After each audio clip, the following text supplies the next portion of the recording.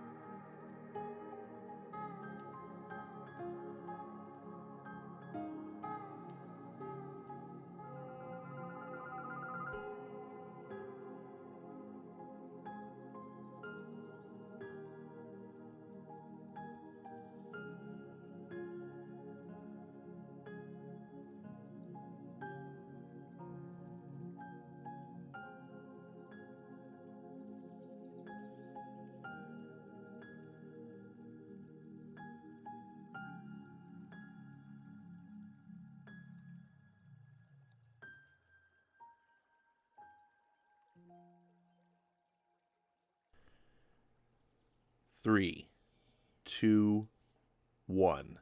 What's going on, everyone? You're watching Ash on Comics. My name is Ash, and it's good to see you here tonight, listening to late night story time, bedtime with Ash. I haven't come up with a really catchy, cool name, but I kind of hope to. I hope you're having a good evening. If you're watching this live, or whether you're happen to be watching this on a playback stream. Just a brief description of what the heck this is all about for those who maybe have never watched one of these. This is a story that I was inspired by my good friend Skip and Tosh over on Thinking Critical, who he kind of does some story time reading over on Twitch for comics, and I was really kind of captivated by it, and I never even thought that was something you could do. I don't know why, but I was like, wow, I'm into this, and so I ripped him off. That's what I did. I was like, Skip, I'm stealing your idea, and I decided, hey, what's a fun thing I can do online and talk to listeners, and like yourself. What was something I would like to do, tune into, and that's what this is. So I got the theme to do like bedtime stories. That's why I'm doing Gideon Falls, because I do late night streams. For those of you who are listening in the U.S., if you're in another part of the world, this might be daytime for you. That's one of the amazing things about technology. We now communicate with people all over the world on a daily basis. I play video games with people, and it's like, they get all over. Some are in Asia, some are Australia, Europe. So it's really interesting times that we live in to just kind of carry on relationships, so to speak, even if they're just online relationships, and different cultures, time zones, and sometimes you can forget. Sometimes you're so used to dealing with people in your own space, if you will, your local world, and I start making references, and I'll do things. I'll talk to people online, and I'll just do things that like just recently I was playing in a game. I play a big mobile strategy game, and online, that I'm part of a guild, if you will, and it's an international. We got people all over the world that are part of it, and I made some reference.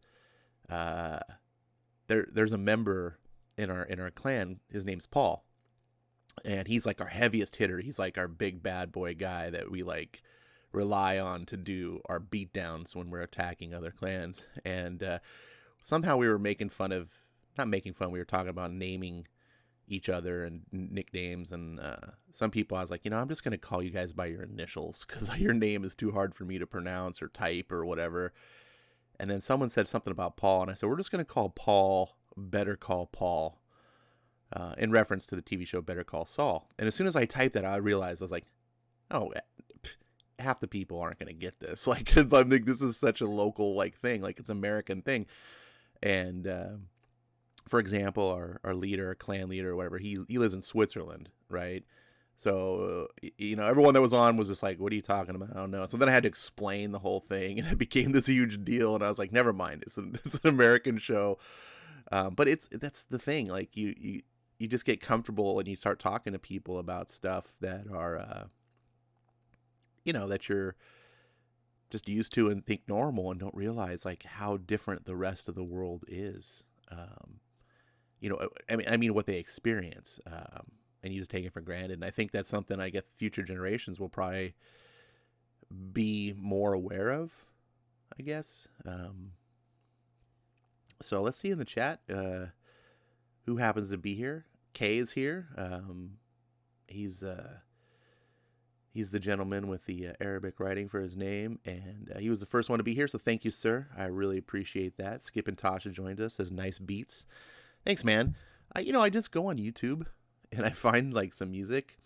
I thought about putting the music, like that at my own library and stuff, and it's like, but it's copyright, da da da. And then I realize, the stuff I'm streaming on YouTube's probably copyright too. What's the big difference? But uh, I'm really big into like what's called positional music, and positional music is music that is written specifically. It's almost like orchestrated for a musical score, like for a movie. But unlike a musical score, which is, a composer will sit down, he'll be watching parts, he'll be watching the movie, and he's writing music specifically for the scenes. Positional music is actually written not for anything specific, and it's usually written in small little, like, 2-minute chunks. And what's done is it's meant to be sort of generic, and then for the longest time, it was only marketed to sort of like the industry, like the media industry, like TV, movies, and even commercials, like Hollywood. Anyone who's into making that stuff could go to these various corporate groups or whatever and get positional music to put in their commercials. Sometimes you ever like listen to a commercial or a movie trailer is a great example. And you're like, "Ooh, that music's really cool." And then you go see the movie, and the music that was in the trailer is not what was in the movie. That's always on purpose, by the way. Generally, because the score isn't done, for one, and number two, sometimes it has to do with there's all sorts of other rights and things involved. But many times they'll use music from other movies and put it in the trailer, which is really weird to see. Like if you're really familiar with a certain movie, they used to do it all the time with the music from the movie Aliens. This used to be a big deal, like in the late '90s. Like half the trailers I would see, I'd be like, that's the music from Aliens. Like, and I just happen to know this because Aliens is one of my favorite films, and it's a great soundtrack that I've listened to many times. And I'm just off on a tangent here talking about music. And so positional music, is recently in the past, I don't know, the past decade, has come into the commercial realm where some of these creators that do this have like just marketed their stuff. Hey, buy a CD of it. And I think the advent of the online marketplace has made this a little bit more accessible. It'd probably be hard to get these CDs in the old school music stores if you guys are old enough to remember actually going into a store that sold music. But now with Amazon and stuff like that, and there's not having to worry about shelf space, you can pretty much find anything. So one of the positional music I first came into, this is probably 6-7 years ago, was a group, as a duo of composers, and they formed a band, I guess, not really a band, but a label, an artist label, if you will, called Two Steps from Hell. And they happen to do, if you ever check it out, it's an album called Two Steps from Hell, and the name of it is Immortal. And it's got like a Roman, I think it's a Roman or something, Spartan or something, like helmet on the cover and stuff. And that is, and if you listen to this album, you'll just be like, man, I've heard all this music before, because it's all used in various commercials and things like that. But it's always usually really epic. It's because it's designed to be that way. It's not designed to, be that little calm moods that, when you have a movie, it's not like every scene is dun dun dun dun dun dun dun dun dun. It's like sometimes it's just people talking, sometimes it's people walking around. The music's just really mellow, and so, but positional music's generally not like that. It's designed to fit like a 30-second commercial, So it's all the peaks and, anyways, that's what I was doing. Some of my music, I just went online or YouTube, and I just typed epic music, and people have like put together a big long stream, of it. And you can find other really cool stuff, like synthwave is something I'm into, that Brian Edward Hill helped me kind of discover, like, oh, there's a big like underground market for this, and YouTube's a great way to find that. And another thing that I've been into for a little while is chill step, which is what I was just playing at the beginning. And that is really hard to find music for, at least for me. But happened to be YouTube. You just do chill step mix or some chill step, and people like, here's a 2-hour stream of chill step, like, and that's what I was doing. So yeah, that's me just blabbering and blabbering. Let's see what's going on in the chat, because I haven't really been paying attention. It's very difficult to read you guys' chat. and talk. It's a good way to get really discombobulated and start stuttering over yourself is try to read what's being said as you're talking. I can't do that. Maybe some people can multitask, but I'm kind of like an iPad, iOS. I can't multitask. You guys might be Android. Maybe you can. That's just me making fun of Apple. Ha ha, Apple. Um, sorry if you're an Apple fan. I'm not picking on you. I have an iPad sitting right next to me. I love it. Let's see who else has come to join us. Urban Hermit. That's not a name that I'm familiar with in the chat. So welcome, sir or madam or whatever you may be. I don't want to assume anyone's gender. It's a good way to get canceled today. Time to go down the ash hole, folks. I don't know if that's being nice or if you're trying to insinuate something. Skip says, steal it and spread it. Yeah, steal it and spread it. That sounds like I got to use that for something. He's referring to, of course, me ripping him off. Ed Brewer's in the house. Yo, Comic Quirks, sup? Good to see you. I'm just going to kind of go down here. Skip says, it's been a good day. Bought my first Superman comic in years. Skip, did you go to a store? You bought a comic book? Tell us a little bit more about this. Let's see. Comics Quirk says, you read this, but you won't read God of Thunder? I don't know what he's referring to. I'm guessing maybe he's referring to Fist of Justice is on the screen. And the answer, Comic Quirks, is I haven't read Fist of Justice. That's just a picture on a screen. Don't get triggered. But I might read that tonight. Let's see. Skip says the Venditti Soups book that came out today. There's a Venditti Soups book. What? There's books coming out? No. What? Nalo's in the house. Hey, friends. I had McDonald's today, and it was glorious. Or did you bite into the burger and like the clouds parted and golden rays of sunlight came on you and you started hearing like the angels singing? And I'm just imagining now. Let's see. Comic Quirks is like, wait, what? Venditti Superman. Dang it. Stupid YouTube skipping ahead. I gotta scroll back up. 99 cents. Oh, it must be something digital, I'm gonna guess. We'll have to check out the Comixology. Let's see. Ed says, do you prefer original score music made for the movie over established music? That's a good topic question. Generally, I prefer original score. I am a bit of a snob, as most of you probably are aware, and that applies to most everything that I'm into, especially movies. I can be a bit of a movie snob. And because I'm a snobby guy, I prefer nice orchestrated music, from original score, someone who obviously, hopefully knows what they're doing, isn't some hack job. And yeah, that's what I prefer. However, there are times where like a soundtrack of established music can be really fitting. And I might refer to Guardians of the Galaxy. Now, Guardians is one of those movies that kind of did both. It had its score, but it also had the music.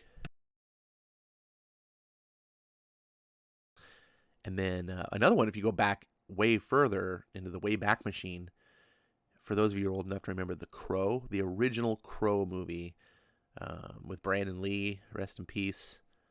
Man, what would Brandon Lee be doing today if he was still alive, didn't get killed in that tragic, it's nonsensical accident? It's kind of weird to think what would have been. What movies would he have been starring in? And he'd probably be a big star today. But anyways, that original Crow movie, that score really made it. Quirk says, damn it, Ash. I don't know what that's for. I'm way behind. Skip says, synth wave and retro wave is dope. Yeah. Quirk says, I like microwave. I was going to make a joke there. I'll be nice. Let's see. Now I have many vaporwave cassettes. All right. All right. So, what's this? Macintosh Plus Floral Shop? I don't know. I don't know what the heck. I get lost with you youngsters today. So, on the screen, we have Fist of Justice. This is like an 8-page book, I'm pretty sure. Let's see how many. Yeah, 8 pages. So I thought I was just going to read this. I wasn't sure how many people were going to show up tonight. And I was like, if I don't get many people, maybe I'll just do 3 comics, which would be counterintuitive to most others, because they'd say, well, that if you don't have an audience, ask why are you doing more content than less? Well, because number one, it's hard to talk to people if there's not one in chat. That's what I like to do. I like to talk to people. But if there's like one guy listening in chat, you're just like, so I thought maybe I would do a little warm-up comic of Fist of Justice, but didn't realize Jimmy was going to get triggered by it. I'm just messing with you, Jimmy. So, Comixology sounds like it has new comics that came out today. And let's go here to the screen. I'm guessing, Skip, I don't know if you were actually saying this. I'm trying to interpret. New to comics. No, that's right. Oh, daily DC. What? Daily DC Digital First. Is DC going to release comics daily? What the hell? Well, looky what's here. Superman, Man of Tomorrow. Now, Skip, I'm asking you. So, Man of Tomorrow, is this the thing that's in the Superman Giant, the backup story? I'm going to guess that this is. Because obviously they don't have Venditti just doing, like, here's Robert Venditti doing, like other stories are like, yeah, okay, we're going to have you take over some new project. You're going to do the Superman backup. And, and by the way, do another digital. I don't think they're producing stuff. So all this week daily. How much content does DC have that they can release daily crap? Oh, look, 5-star average rating. Maybe I'll pick this up. What do you think, guys? Should I pick this up? And, well, Skip, I'll let you tell me. Is this worth picking up? I don't know. I'm kind of broke. I'm sitting here pissing over 84 cents. Then we have a new Batman, Gotham Knights. What is this all about? Written by Michael Gray. Wait, what? It has 2 stories? It's 18 pages and it's 2 stories. One of them's Larry Hama. Oh, that's a pre-order. Oh, look at this. Okay. Oh, okay. I was sitting here going, look, they have 6 comics today and they're going to have more tomorrow. Like, I noticed here at the bottom, pre-order. Okay, so Superman was today. Tomorrow is Batman. Let's see. Wonder Woman is the 22nd. Okay, so every day one of these books is coming out. All right. That's making a little bit more sense. Okay. So I guess maybe... Oh, look, it's 7 books. So each of these books will be coming out every day, and then the next week we'll just cycle over. It'll be issue 2. Very interesting. All right. So, Skip, did you read the Superman book? Did you read it? That's the big question. You didn't get to read it. I bought it, and then you went live. Okay. Very good. Very good. Let's see what else is going on in the Comixology world. I like to look at the sales all the time. This is where you can really get some good deals from time to time. Hey, look at this. Someone's speaking my language, Comixology. Marvel Daredevil by Frank Miller sale. 3 items. Boop, boop, boom. There's some good old classic stuff. Dungeons and Dragons comics. Meh. Fantagraphics. Meh. Marvel Family Reading. Here's a line that died quick. Remember these? I don't, but I see them in the The back issue bin's just not selling. No one even cares. Marvel said, hey, since no one liked these, let's just make these our normal line of comics. That worked. Now, here's this book right here. This X-Men Epic Collection, the one with Cyclops on the cover, Mutant Genesis. This is the story, by the way, just if anyone was interested I was talking about how X Factor got really cool in the mid-60s. This is that story. It says written by Claremont, art by Jim Lee. That's misleading. This is not correct because X Factor 65 through 70 is Will Spertasio. And the writing, I forget who was doing the writing on that. Fabian Nicieza. This is the story that's awesome. And it leads into X-Men 281, as you can tell here, because X-Men 278 through 280, before 281, the issue that I read. So this is the whole storyline that led right up to the end of that X-Men line, which kind of got all rebooted with Jim Lee getting his own comic. And it's a lot of good material in here. I was thinking about picking this up. 437 pages for under $7. This is good stuff. We can see the art. Some examples here. That's not a great example of the art. Oh.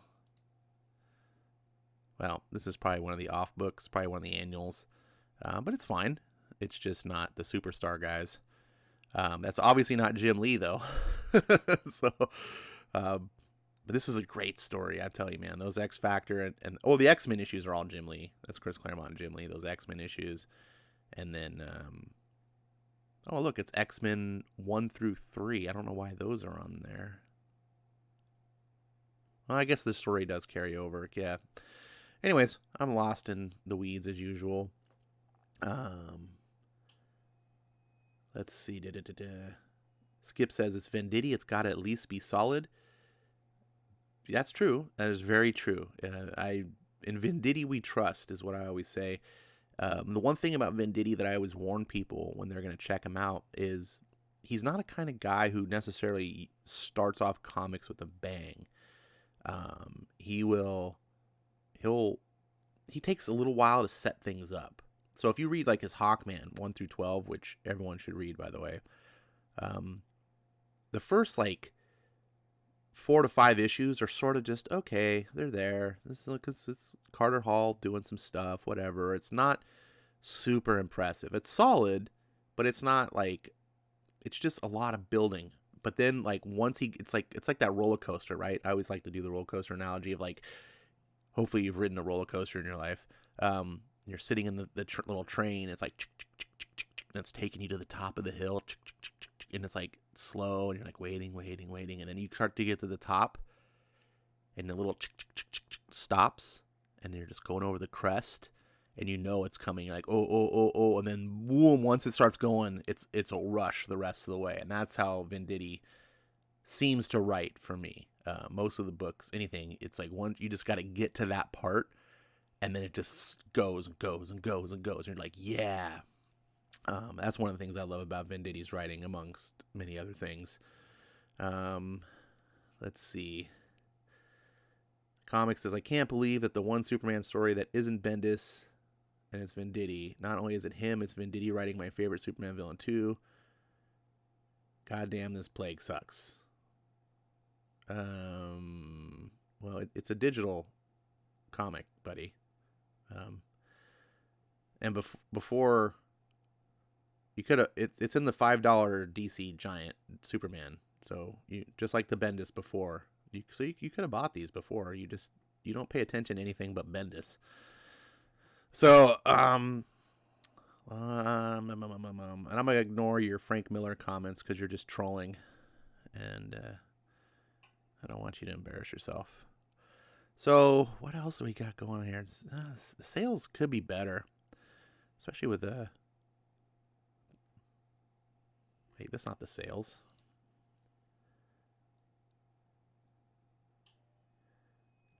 Corks, were you not listening to me? I said it was in the Giant Superman. That is a floppy. That's where it first appeared. So yes, you could have got it. Oh, Eden Zero. Oh, okay, yeah. Let's before I get to that, what else we got here? Has anyone ever read Alien Legion? This is something I always wanted to check out. And this came out in the 80s. And it's kind of my cup of tea, but I never read it. Let's see. DC Starter Pack sale. Oh, hey, look, Batman. Your New 52 is unlimited now. By the way, I need some suggestions of things to read. I have Comixology Unlimited for a short time, for an undisclosed amount of time until the plague takes me. So I can read comics that are unlimited. So if you have suggestions, I'm listening. Eden Zero. This is something I want to check out. I don't know if you guys are into anime or manga. I'm not really big into anime or manga, though I have enjoyed it and been a fan of it since the 80s. Back in the day when it was really hard to getting manga was impossible, but anime you could get. And I used to actually belong to a club. Yeah, that's how you had to watch anime most of the time, because it was so hard. It wasn't like you could go to Best Buy and just get a DVD. That's not how it worked. And there wasn't a big enough market that they would even sell it on VHS, because there wasn't DVD at the time. So I used to belong to this club that met once a month on the campus of San Diego State University. I'm in San Diego. And it was called SCAN, Southern California Animation Network. And we would meet once a month, and they had some sort of film room or something that we met in, I remember. And it was like an all-day affair. And it was like, I think it started at noon and ran till 6 or something.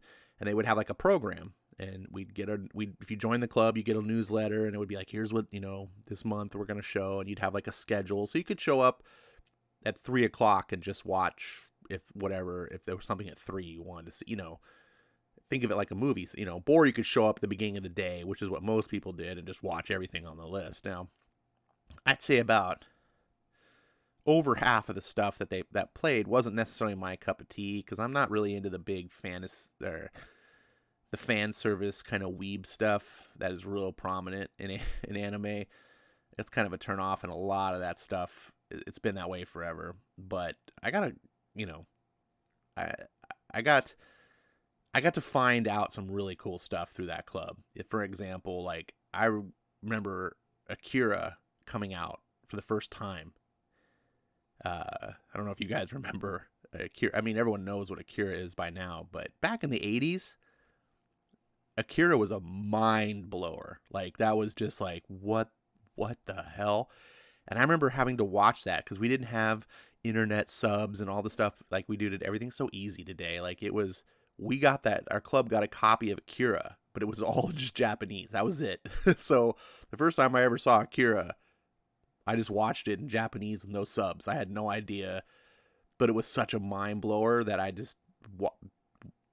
was like, wow, that's like one of the most amazing things I've ever seen.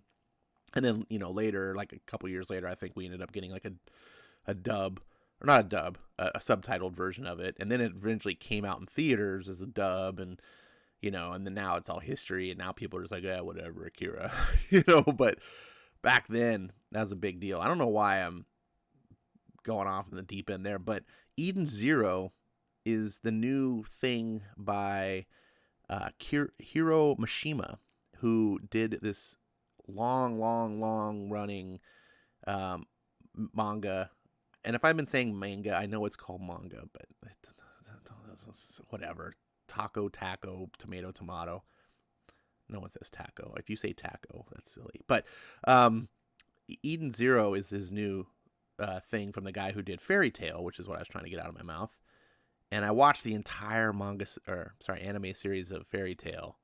And holy shit, for a young audience style shoujo, I believe is the right term, manga and anime, it's ridiculously got some deep themes and story elements. Like, it's good I watched it with my buddy and his kid, so it took a while because I can't just bang it out, I can't binge it. So watch a couple episodes before bedtime, and the kids go. So it's something we've been watching for over a year. It's like 300 and some episodes. I think it's like 350 episodes. And it starts off as like, yeah, it's pretty good. It's starting pretty good. And then it's like season 2 is like, oh, this is getting really good. And some of the themes are just like, damn. And for them, it's got the funny silliness and the simple things that they can enjoy. And I could tell watching their eyes glaze over when some of the deeper thematic elements would come in. But I was like, this is so good. This is something that I'm a childless weirdo, so I don't have kids. But if I had kids, for sure, I would not be letting them watch most of the trash that comes out in America. I'd be having them watch this. Because it's got great elements of virtue and heroism and like the importance of friendship and family and some really good concepts that just in the West are being completely phased out. And it's not done in a stupid, like, lame-o Mr. Rogers kind of wholesome way. It's done like awesome, badass, these characters are saving the land. You know, it's a fantasy. By the end, it's season 8, it's the final season. Is it 8? 8 or 9? I can't remember if it was 8 or 9 seasons. Anyways, that last season was just freaking triumphant. Yeah. Eden Zero is a new series that he just started up this year. And of course, because it's like manga, manga comes out like a weed. Like, it's so hard to. It's one thing if you're into it, I guess, because you just get it all the time. But I remember when this just had one issue, like, or came out weekly in chapters. Now it's like. Anyways, I'm just saying I want to check it out. This character right here, this little cat, this little blue cat, his name's Happy. One thing that's interesting about Hiro Mishima is apparently he has characters that appear across his different series. So even though this doesn't appear in the same universe or anything, it's a completely different world. This character Happy, which is one of my favorite characters from Fairy Tail, is in it. So I don't know why I'm blabbing. We should get on to comics probably before everyone leaves. So sorry about that. Let's see. So should I? Yeah, I'm gonna read. What's it? The one that's gonna make Jimmy mad. I don't know where I'm doing. I gotta scroll up. Dun, dun, dun. Go to my books. Now, I've never read Fist of Justice. This could totally suck. But it's only 8 pages. So here we go.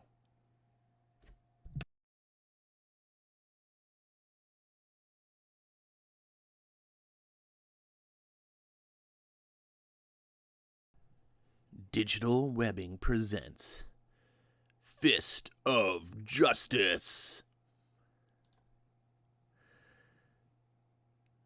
Written by Mike Imbodin, artist M.A. Castrillo, colorist Matt Webb. So here's a bunch of guys that I've still never heard of. Obviously didn't make it anywhere big, but judging by this front page, the artist is a competent illustrator. So let's see.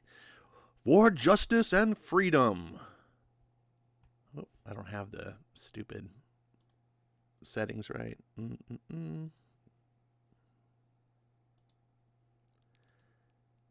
Yeah, that's right. Save. From out of nowhere he comes. The concrete canyons of the city are an obstacle course that he deftly zips through. He disappears around a corner just as quickly as he shot into sight. I can't believe I'm not going to make it in time. I'm pushing myself to the limit. Any faster and I'll create a sonic boom, shattering the windows of these buildings.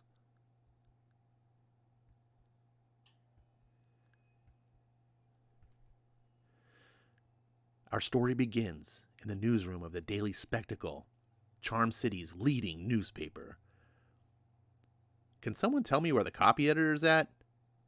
And then she says, look up in the sky. Where's my story? Call for Nelson on line 5. Hey, write this down. Can someone fix the printer? I have no idea what a PC load letter error means. Nice. Where's my pen? What's today's date? Who broke my chair? You're trying to tell me it fell right out of the sky like zwee boom? Exactly. It darn near crushed my roommate's car. For a change, Mark Mason arrives at at work promptly at 9 a.m. Bing! Ooh, barely made it. Mason, get over here. JJ seems pretty hot, Mark. Watch your tail in there. Thanks, Jerry. Is Amy in yet? With JJ. Oh, boy. Mason, have a seat. I want you and Amy to take first crack at this. Of course, after the last assignment you two botched, I should have my head examined. But I've got faith in you two kids.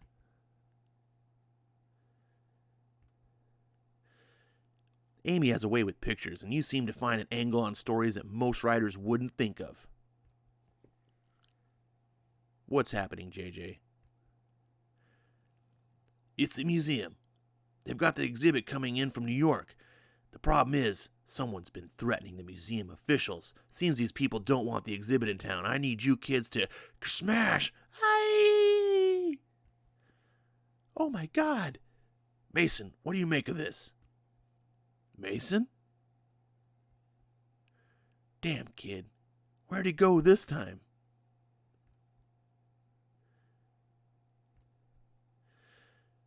Better get back in there pronto.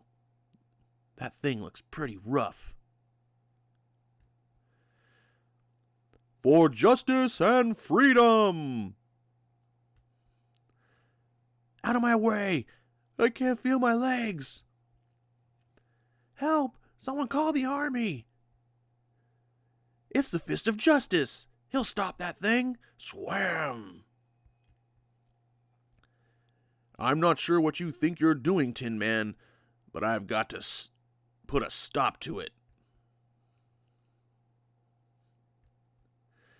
I hope you're hungry, 'cause here's your knuckle sandwich. Boing.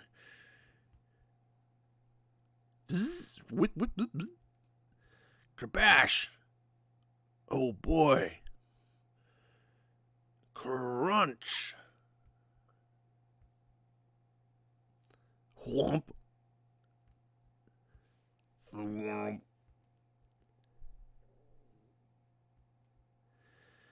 Okay, so you're tough. Let's see how you handle a little street fight. Thick whoop whoop. Huh? Bzzz.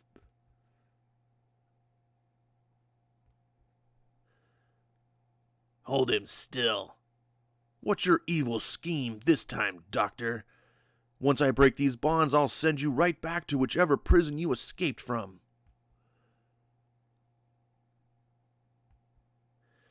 These bonds will never hold me, you crazy fool. On a steady diet of antidepressants, otherwise she'd try to claw her own face off. And this one? Ah, this one. This is one of our most interesting cases. He came to us with no identification, so he's officially a John Doe. Huh? What's that? A hypodermic needle? Whatever you've got in there is useless against me. He apparently believes he's some sort of superhero. Most of the time we let him indulge his fantasy, but as you see, there are times like today when he becomes violent and hurls himself against the walls. You'll not defeat me, Doctor. Perhaps in his mind he's saving the world, but in reality, he's merely a candidate for restraint and medication.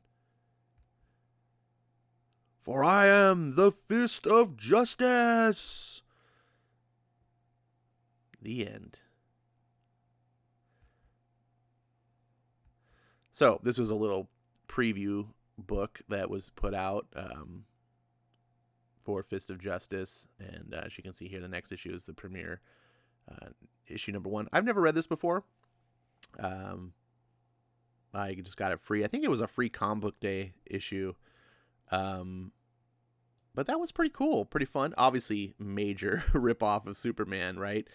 I wonder when this actually came out. Let's see. Issue info. Because this was obviously before Scott Snyder's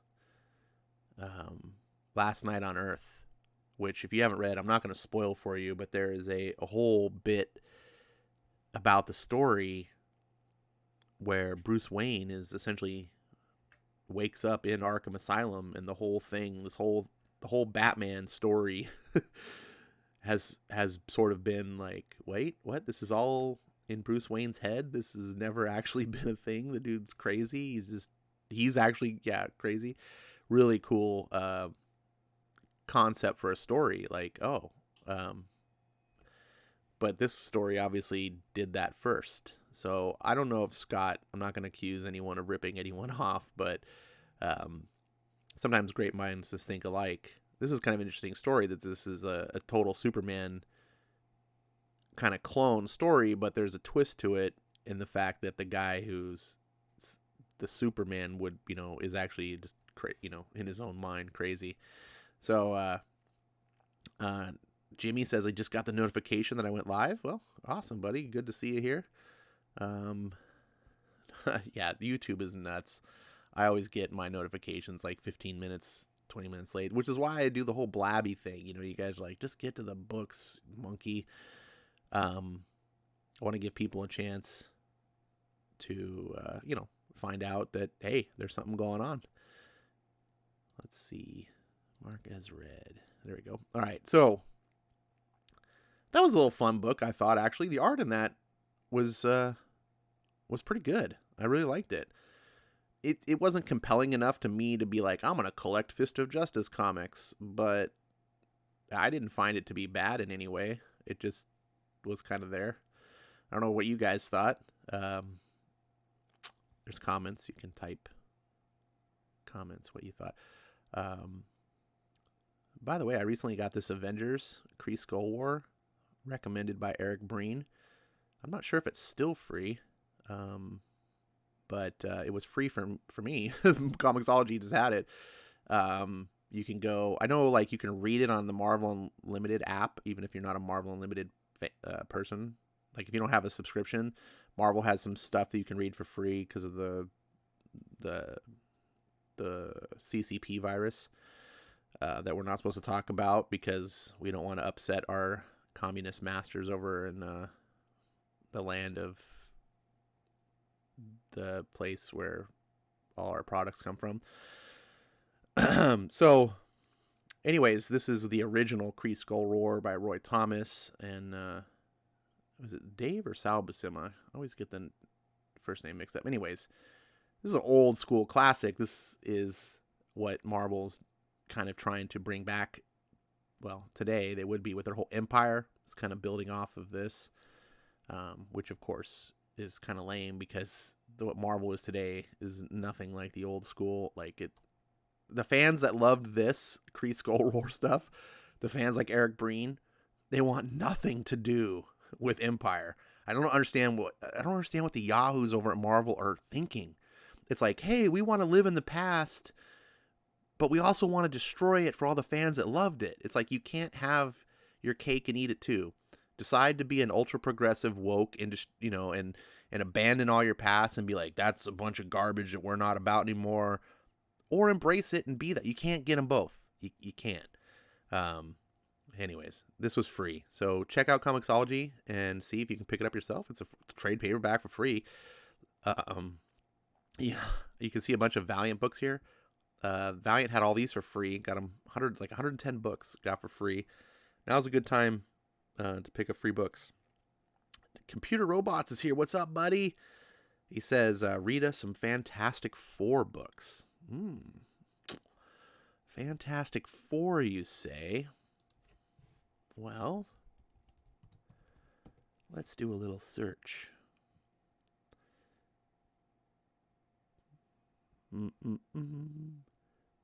Let's see. Now, see, it would be really cool if this website, which has me paying monthly for it, if I typed in Fantastic Four and did, oh wait, it does have it. Look right here, it's a little checkbox. Comixology Unlimited. Let's try this again. Oh, hey, see, it kind of does have it. They should make this a little bit more user-friendly, though, so I could see. All right, so. Oh, what's this? What's this, Jimmy? Fantastic Four by Jonathan Hickman.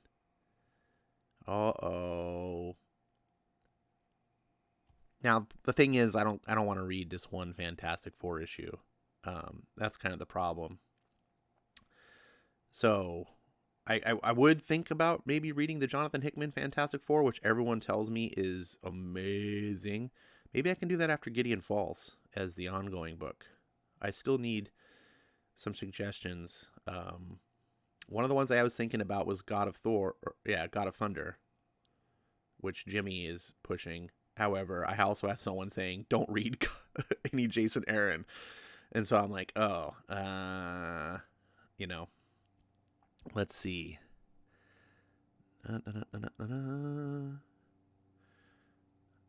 What other Fantastic Four is there? Single issues.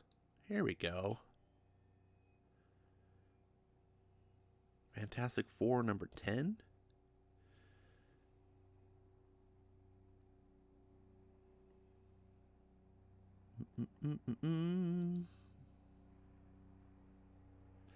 To Heal Him is in the house. Miracle Man. Yeah.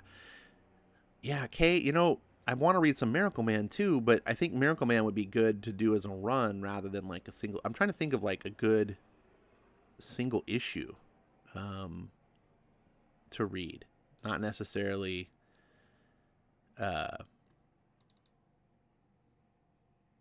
not necessarily if I pick up Miracle Man and go read one issue of it, I don't know if that's going to really shine. You know what I'm saying?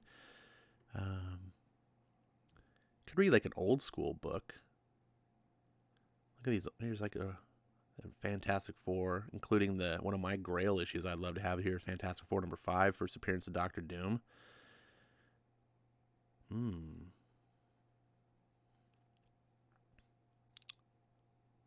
Let's see. What does Comixology Unlimited have for us? Do you have... Let's see, an annual will be too big.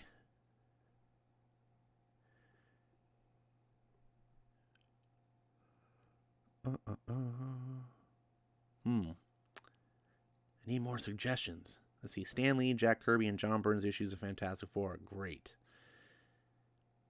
Infinity War number 1 by Jim Starlin. Well, actually, my buddy Skip over there is doing some Infinity War stuff. And I did actually think about doing the Infinity Gauntlet as one of my ongoing series to do. So, you know what? Maybe. I don't think I have Infinity Gauntlet on Comixology, though. Dang it.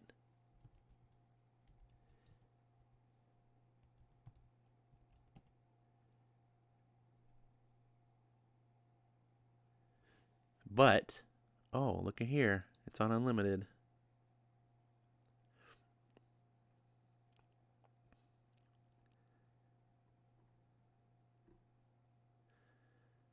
Oh. All right. Is the whole thing on Unlimited? No. First 3 issues. You jerks. You...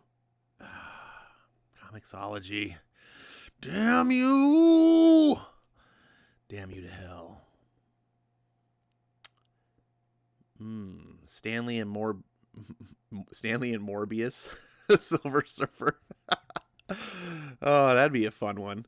If Morbius wrote a... Let's see. The problem... I don't think that's going to be on Unlimited. I do have this book.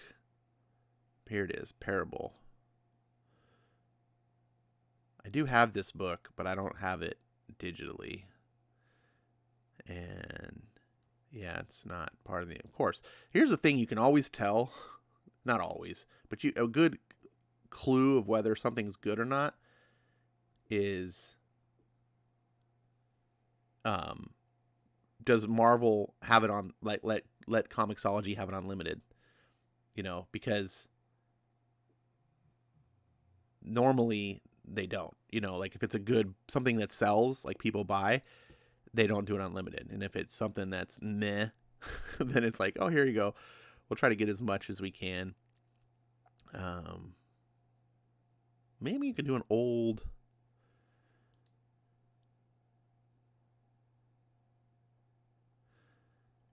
old school Silver Surfer here. Because Jimmy, I was talking to him the other night, and you're talking about Silver Surfer. He never knew the old school origins of, you know, the Sentinel of the Spaceways. The problem is these are gigantic. He has like 40 pages. Stanley, John Buscema. I said there and got like Dave and Sal. I'm like, is it Dave or Sal? It's actually John.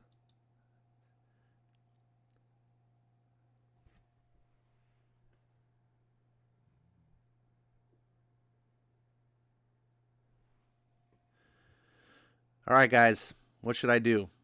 What should I do? Read the first book of Hickman Fantastic Four. Jimmy, the problem is if I read the first book, it's not going to be really well represented because it's just going to be like a first book. And that's something I'm actually considering of doing a full part series on. By the way, Thanos Quest was just read by Skip over on the Thinking Critical Twitch channel, which you guys should all subscribe to. And this was cool. I had not read Thanos Quest ever back in the day. So I'm a huge fan of Infinity Gauntlet, but I was a fan of Infinity Gauntlet because of Infinity Gauntlet. I didn't know about the thing that came out before Infinity Gauntlet and I was a kid, so I was like, eh. And so he read this, and I was like, oh, there's this all backstory that I didn't see. So that was pretty cool. Ed Brewer says, what if? All right. What if?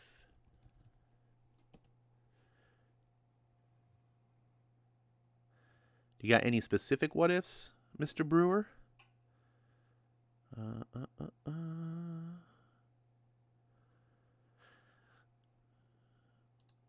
Well, problem is, it's going to be one of those things. It's going to be one of those things that only the shitty, probably modern what if is going to be Comixology Unlimited. So here's our choices in Unlimited. We got one. It's what if Venom possessed Deadpool.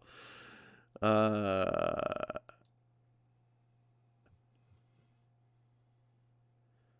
it's written by Rick Remender.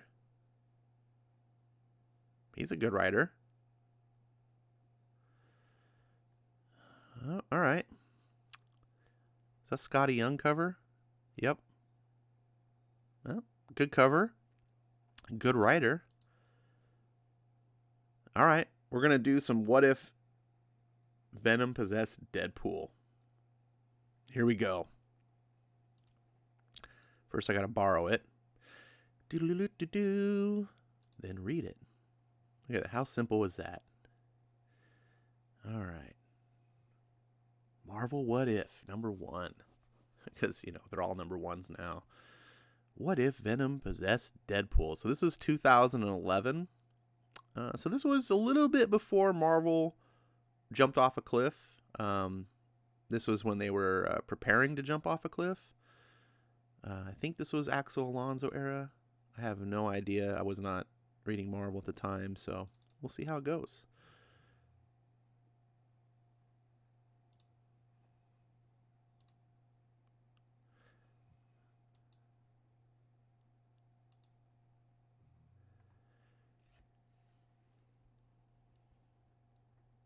Greetings.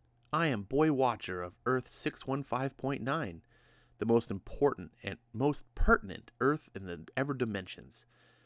That 616 dimension you've all been focused on is a dud, a real pile. All right, comment. This is a Boy George joke in a modern Marvel comp. Like, most of the millennials reading this don't know who Boy George is. Do you guys know who Boy George is? Ed does. Yeah, he's like, that Watcher looks like Boy George. You guys are like, no, never mind. You wanted it. You're getting it. Hey, you know what? Even if this isn't good, it might be fun to roast. Comic Works is like, oh God, it's Rick Remender. What do you mean? Oh God, no. Why? This is promise. No, here we're going. We'll do it live. This is the Earth that you were intended to watch. Uatu the pill popper set his view dial a bit off. I think he did it to hurt me, to make me cry. Now, prepare your soft drug-addled mind for a journey into the most incredible story ever told. The story of a man who learned the true importance of being a superhero. He would become the master of effecting lasting change across all continuity. Chapter 1, 1985. The Man with the Modoc Butt. Sir, I went over this. Yes. I'm the best there is at it. It's what I do. I have it trademarked. I don't care what that little guy told you. Exactly what kind of cosmic deity do you need killed? Totally. I've assassinated a bunch of those for sure. If you've got money, there's no job too small or too... Greetings, amoeba. Prepare to... Gah! Your short shorts so tight, they leave little to the imagination of your new master, Galactus. Well, I'd lose him, boss, but I'm sort of going commando, so... Enough, assistant. Present this insect turd the particulars of his assignment. You must kill the Beyonder. Okay, wow. The Beyonder. You know of him? No, but the way you yelled his name, I assumed he's got to be pretty mean as a customer. The Beyonder is an impotent space deity powered by the Cosmic Jerry Curl. I was treating that as a real statement. Who has taken human form, leaving him vulnerable. Wow. And on a white dude. Brave statement. The Beyonder played a practical joke on Lord Galactus, merging a Modoc onto his... Silence! Galactus is confused and alarmed of the feelings brought on by your short shorts. Name your price and be gone. What's happening? Do we have guests? Oh, man. Oh, this is cringe. Comic Quirks is like, I want to die. Jimmy, this should be right up your alley. This is the silly Billy humor of a modern Marvel that you love. This is Jason Aaron style. I want the continuity cube. It would grant you absolute relevancy. You would greatly affect the lives of every popular hero on Earth, thus mattering more than any other regardless of the quality of your deeds. It is a deal. Give him the weapon. This is the Retcon Expungifier. It is capable of totally erasing the Beyonder by changing his history to suit your will. Good deal. I'll just go home and get my stuff, and then you can tell me where to find him. The job stinks from the go. The dame with the fiery tatters, her eyes, a message buried down deep, a warning. But the man with the Modoc ass has the key, so I play. Bouncers get in my way. They should have taken Frankie's advice. Focus, work the variables. Dozens of roads lead sideways. Only one leads to payout. The stink of high-dollar champagne and Dracar Noir. The story in a flash. The geek's drunk and horny for a tacky trim. Distracted, guard down. Hey, duder, that's some kind of radical outfit. His jerry curls, so beautiful, so perfect. No, I am the prize. One shot. One chance to kill the Beyonder. Whoa, no need for violence. Join us. Party. The champagne is cold, but the ladies are hot. My open turns into a puddle. Must comply. Must party. Heartily. Later. What say we take this party to my pad? Bitchin'. The night is flawless. Simply being in his company, the bliss is unadulterated. Is that you're Bobby Oceanic. At your service. I loved his song about the Caribbean princess. I hired so much that I hired him to drive us to drive us around and sing it. Nagging voice in the background. Run, get away, it's a trick. But Bobby Oceanic, these girls, these luxurious jerry curls, it's no trick. It's a treat. I'm sure that they're making fun of some song, Caribbean Princess. I don't know it, so I don't know what that joke is. I can't sing it. Don't bogart the bubbly, my BFF. Take a chill pill, plenty for all. Crash! You monster! Oof. Spider-Man kicking the Beyonder in the face. You led me to this evil symbiote jumpsuit. Most definitely. It's fully legit. Legit? I can't get the damn thing off. What you talking about, Spider-Man? Easy, man. This is the other... Easy, man. This is the other thing that I paid Bobby Oceanic for. Hey, Spider-Man. Get into my dreams. And get out of my car. Oh, man. Now I know who that is. Gah! Save me, Lord Mephisto! You rock a strange and bewildering life, Beyonder. Sexy and dangerous. I like it. Wade, look out behind you. Right. Last time I fell for that, you keistered me with a bottle of champagne.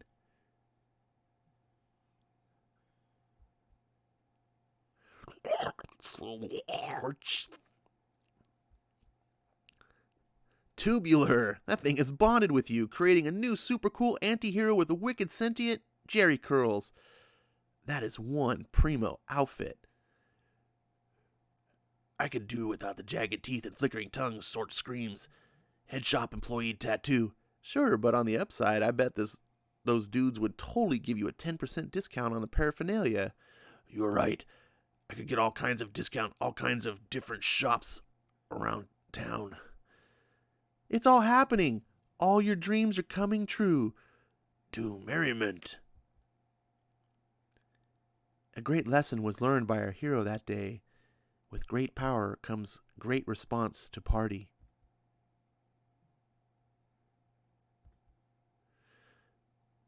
Yo, welcome back to Earth 615.9, the dopest Earth in all the dimensions.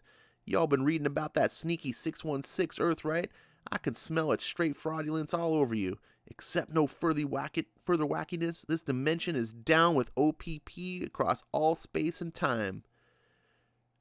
Asterisk, 616 is the way hardcore Marvel fans refer to the Marvel Universe, and I die a little every time they do. Tom Brevoort. God.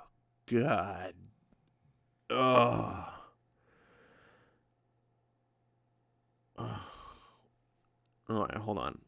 I need a screenshot of this. No. Get back here. Where's it going? There we go. Get the snipping tool out. Sorry. Pause.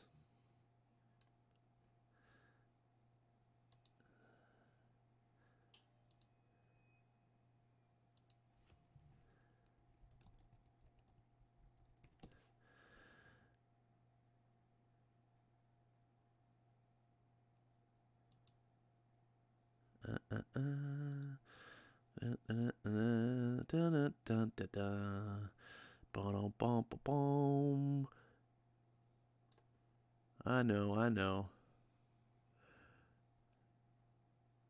It's almost over. Okay. Snipping tool done. I gotta save that for later. Ed says I'd type more, but I keep cringing. Jordan Pop says this is so funny. I hope that it's funny in a terrible way. Let's go back to Dane says I just got here. What the holy hell are you reading? I don't know. It's Ed's fault. Ed made me do this. Blame Ed. We find our fools having hit hard times after too many years living in the loco party lifestyle. And somewhere along the way, after knocking him off the wagon, they picked up Tony Stark. I love you guys. Seriously, you guys are like my best friends. Party forever together. All we need is each other. Here you go. God, your breath, taco mix, Sharpie marker, and kitty litter. The smell has brought on a moment of clarity. Your drunken sincerity has lost its charm, Stark. And Venompool, though we've shared a few pleasant adventures, your capering ceases to amuse me. My talents are wasted here, living in this alleyway with you two. It is time that I, the Beyonder, go back into the world. What? If we made an oath, we swore to keep it real. I'm weary of realness. I must return to prominence. By Odin's taint, mark my words, I will be relevant again. Chapter 2, 1993. Straight out of Secret Wars 12.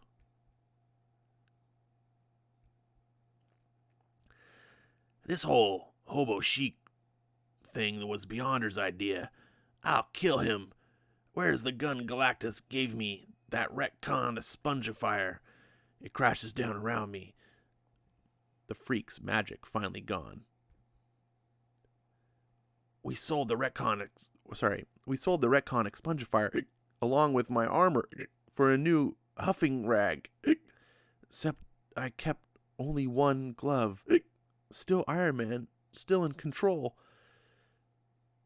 On top of the world, Ma. Finally free of the Beyonder. A 10-year nightmare over. He used us. Our lives have festered while we've enabled his partying. I'll show him. I'll become far more relevant. All I need to get back on my feet is startup money. But where can a homeless hobo procure such funding? Broseph? Later. Seriously uncool, man. We were party bros. We were gonna party forever. Hey, thanks again. Remember, we at AIM buy any genius weapon designs you have lying around. I'll keep it in mind.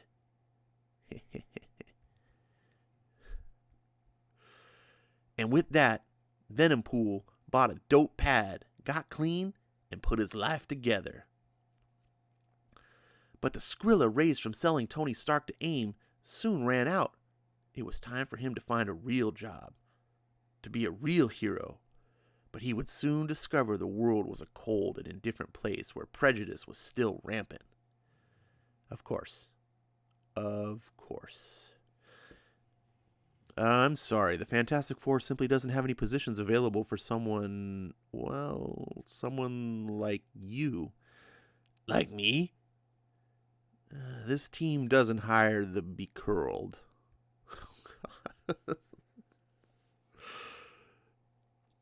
Come on, I'll do anything. I'll fight whoever you want. I'll get on my knees and... Good day, sir. Avengers Mansion. It was a new era of intolerance towards the jerry-curled.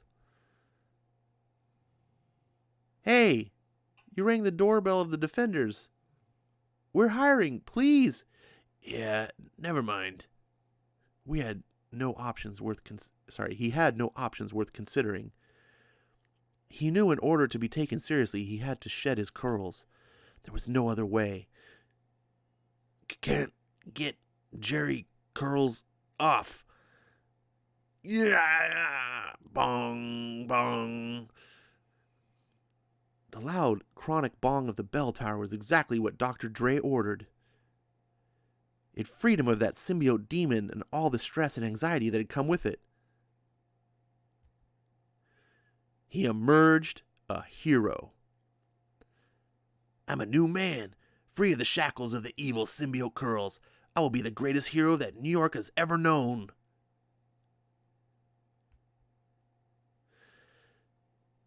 To accomplish that goal, Venompool set out and mutilated every criminal that he found, leaving only mindless violence and rivers of blood in his wake.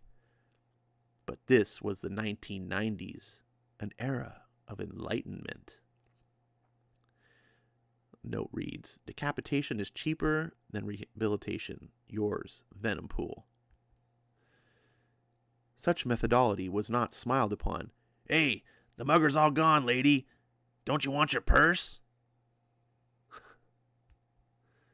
It wasn't working. But I'm being proactive. Newspaper headline, Secret Wars 11 kills 7, changes 2 costumes. Saving lives by slaughtering small-time crooks wasn't getting him any attention. The big events continued to get the front page. Hey, pal, why so glum?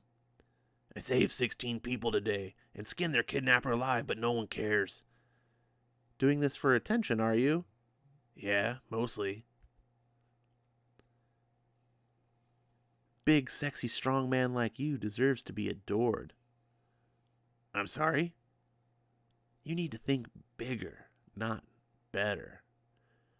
Like, save more innocent lives, put extra hours in a soup kitchen, join Greenpeace? Ha ha ha, no, hell no. If anything, you need to do less of that crap. Come on, I'll clue you in. Greenpeace. See, you gotta be more like the people fighting in the secret wars. Now those fights matter. It's a bunch of heroes fighting each other.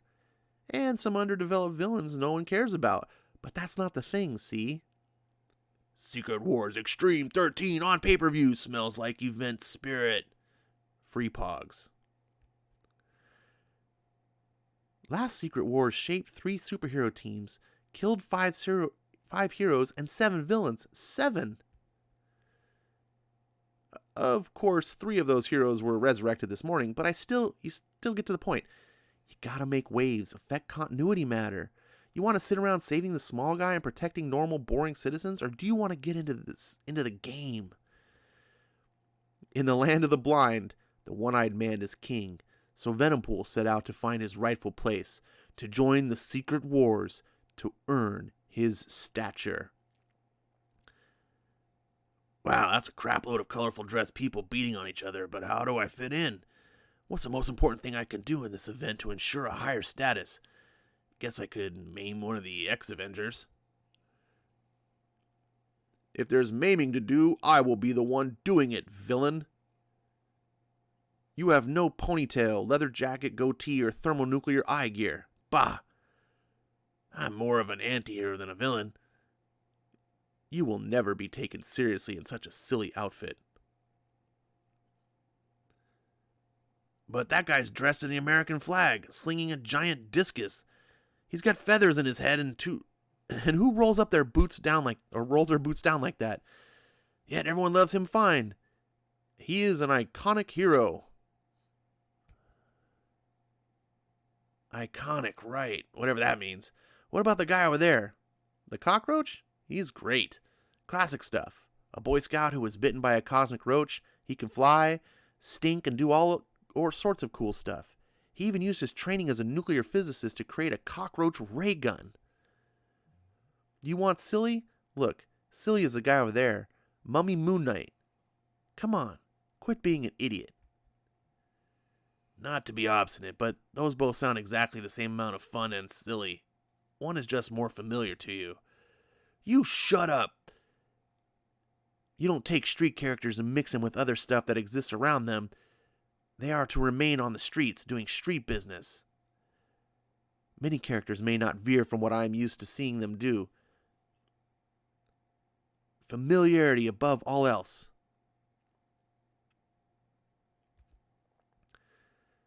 Enough! You clearly don't get it. I have people to kill, mass change to effect, pertinence to acquire. Yeah, have fun. I'm gonna go find another way to be significant. Venompool would have his chance to bust a cap into... I can't even read this. Venompool would have his chance to bust a cap into relevance sooner than he knew, for across town fate conspired against our heroic homeboy. The Jerry Curl witch he thought he'd gotten rid of lingered, waiting, plotting her revenge. Witches ain't shit but rose and bricks. Next up, the 2000s. Who's that baby daddy? And we're back. For those of you who are tuning into that 616 garbage, we here at the 615.9 have some shocking new developments. I'm Harry Stranger, your host. The year 2001 has transpired in your absence. Hold on a second. How many pages is this thing? Okay, it's 26. I was like, am I reading a trade paperback and I don't even realize it? 16 years, Harry. It's been 16 long years. And no matter how many times he hurt you, you find your way back to him. Isn't that right?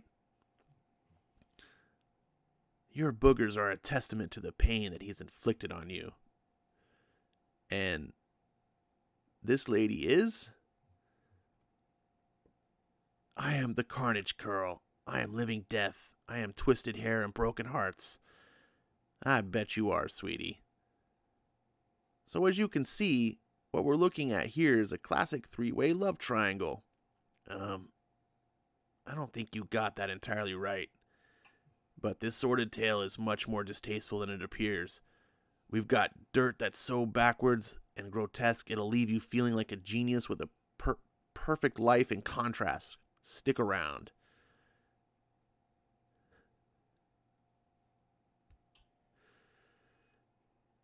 You know, our next guest, as the creator of the shows like Secret Wars Ultimate Extreme Fighting Pay-Per-View, Disabled Dwarf Knife Wrestling, and 2.5 Men. He changed the world into a Coors Light train for the Super Bowl last year, and he rules us all with his omnipotent magics. Welcome to the show, Beyonder.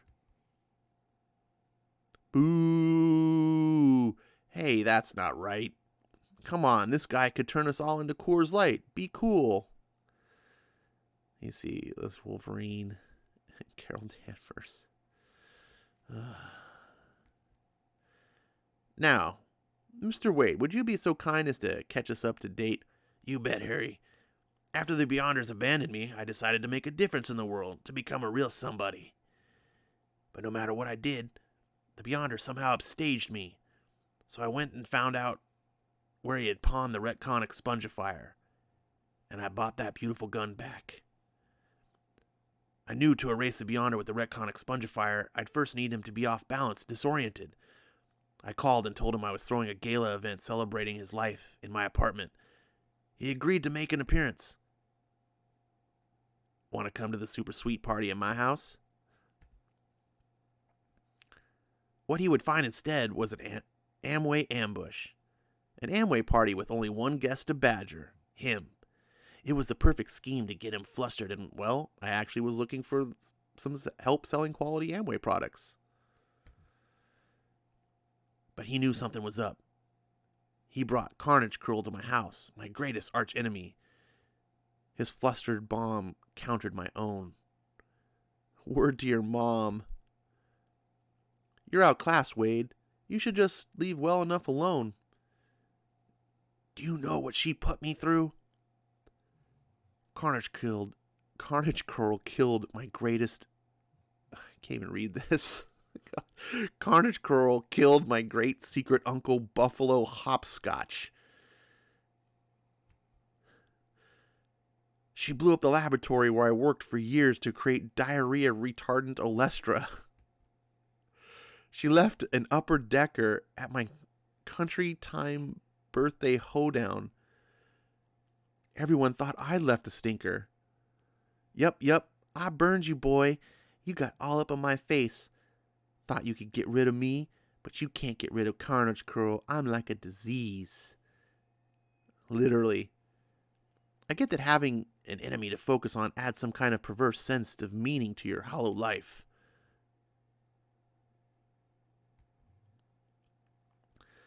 Stupid people need to create unnecessary drama, as it offers the illusion that big weighty things are happening, but they aren't. You're just you're just a deluded loser with an obsession. Takes one to know one. No one speaks to my boo that way. Shred. That's right, I'm with the Beyonder now. You gotta respect me different.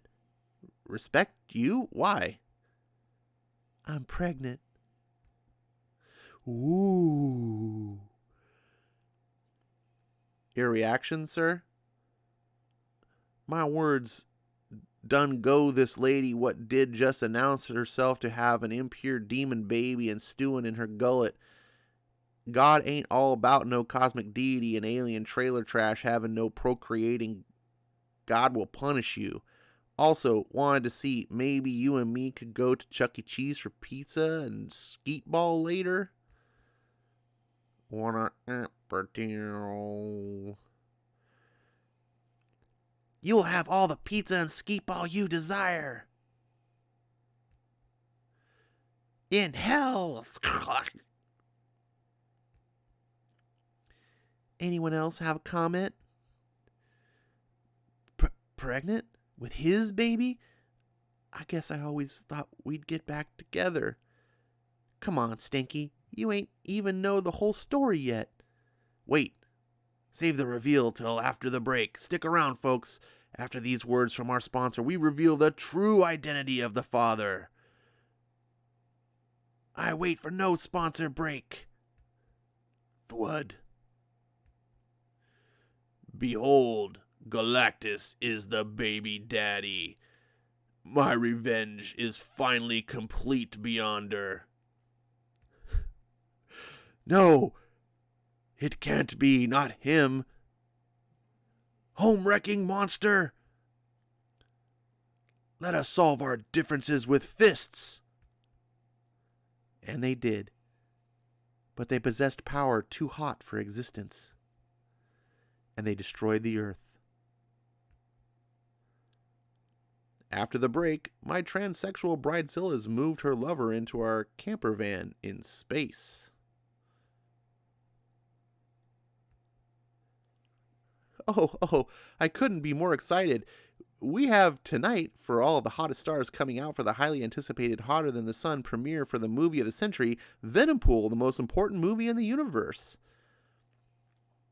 Without this hero and his heroic deeds, none of us would even be here to enjoy the unveiling.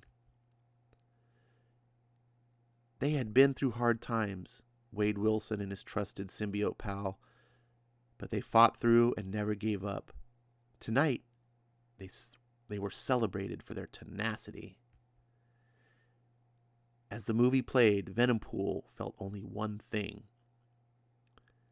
Not pride in his achievement, not the dignity born from helping others. He only felt a sort of sick joy for those he had made envious of his accomplishments. What if Venom possessed Deadpool Chapter 4?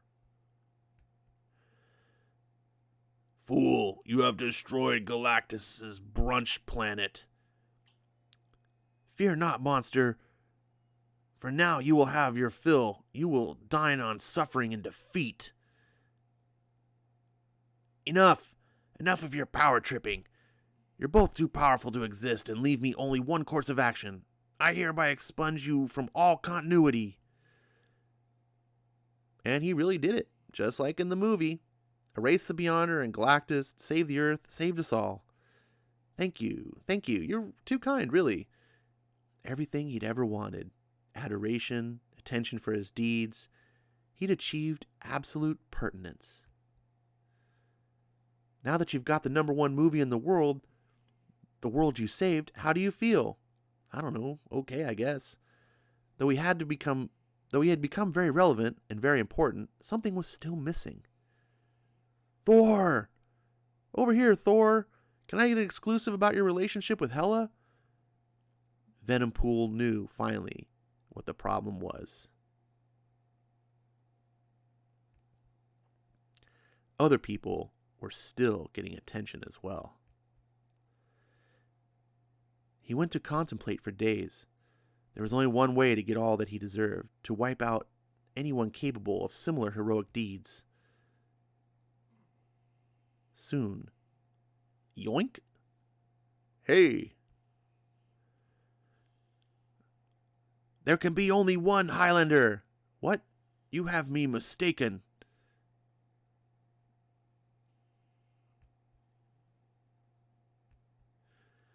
Over the next year, Venompool killed them all, every hero, every villain, leaving only the very attractive alive for adoration purposes. He became the world's only and thus most important superhero. And, oh, how he mattered. He starred in every movie, television program, book, and magazine. His adventures were bigger and more important than anyone's had ever been. Everything he did had a ripple effect on the world.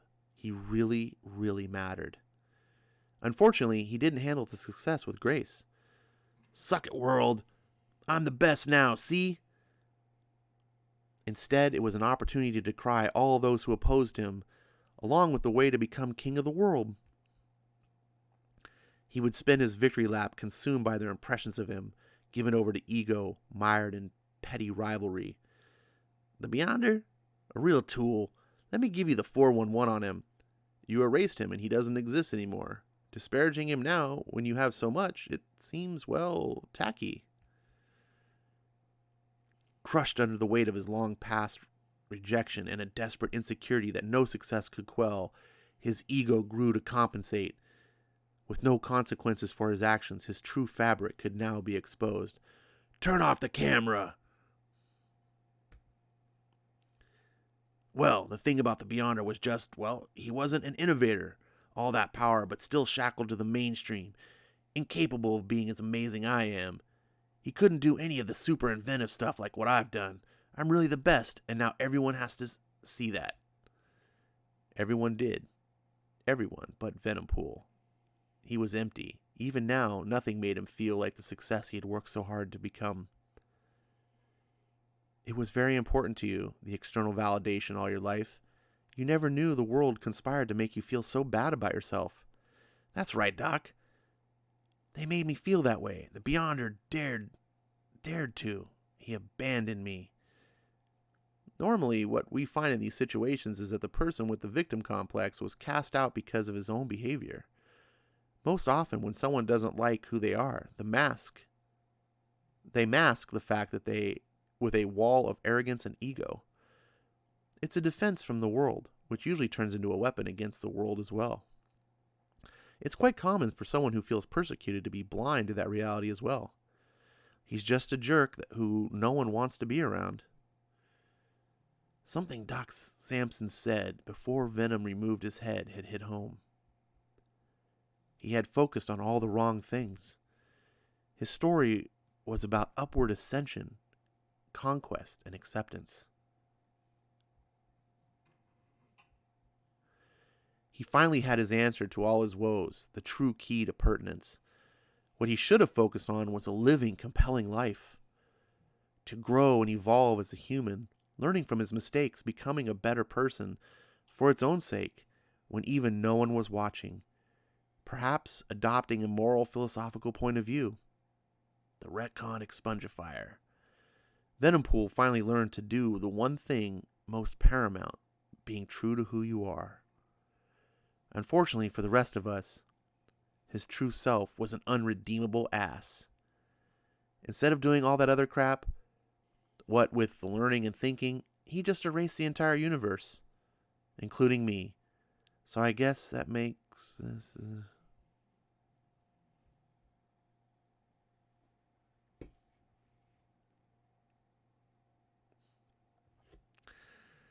Dum bum bum.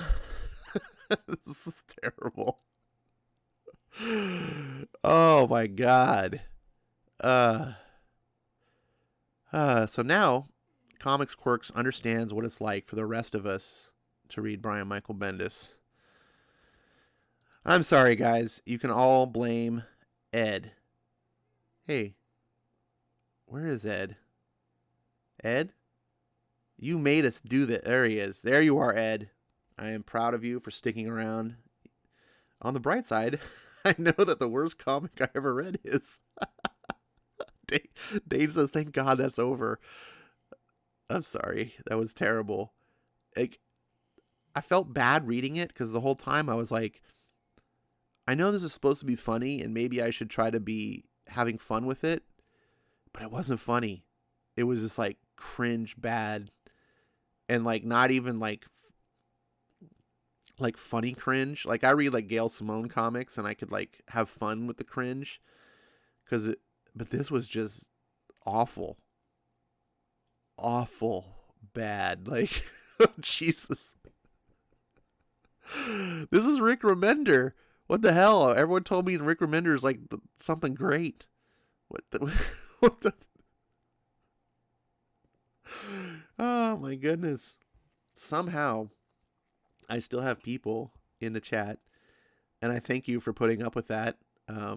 Hey, look on the bright side. At least you didn't spend $3.99 on this. At least you didn't spend. Like, can you imagine people?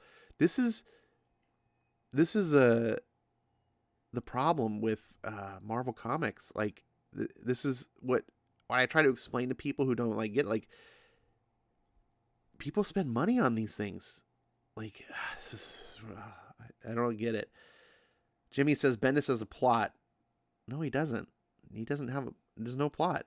When is the last time Bendis had a plot? I've never. Skim Toss, that was the worst thing I've ever read from Rick. I would hope so, Skip, because if you told me that he's written something worse than that, that would have to be an accomplishment. Holy cow. And this was 2011, folks. This wasn't even, Marvel wasn't even getting into their or I should probably say instead that Marvel just didn't become bad in 2016. Like, some people are like, oh, like the last couple years. No, Marvel's been bad for a long time. This book gave Jimmy diabetes. I'm sorry. I had no idea. That was a cold read. And it was all because of Ed. You guys can all thank Ed Brewer. Big time regular listener to the show, and I accept no responsibility. Jordan Pop says, "Oh, please read What If the Marvel Bullpen Became the Fantastic Four."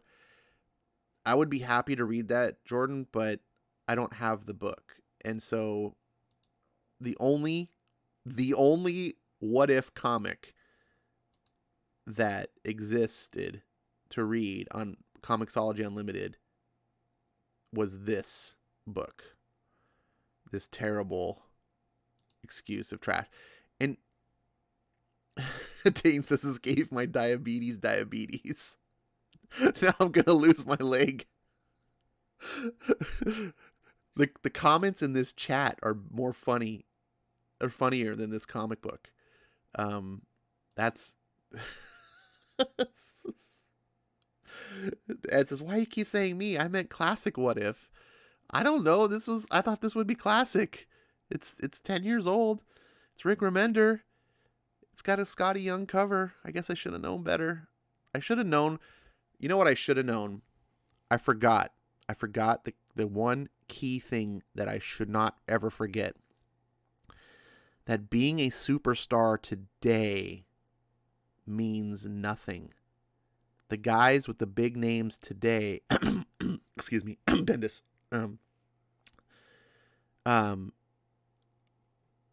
they aren't actually super, like, it's a different world.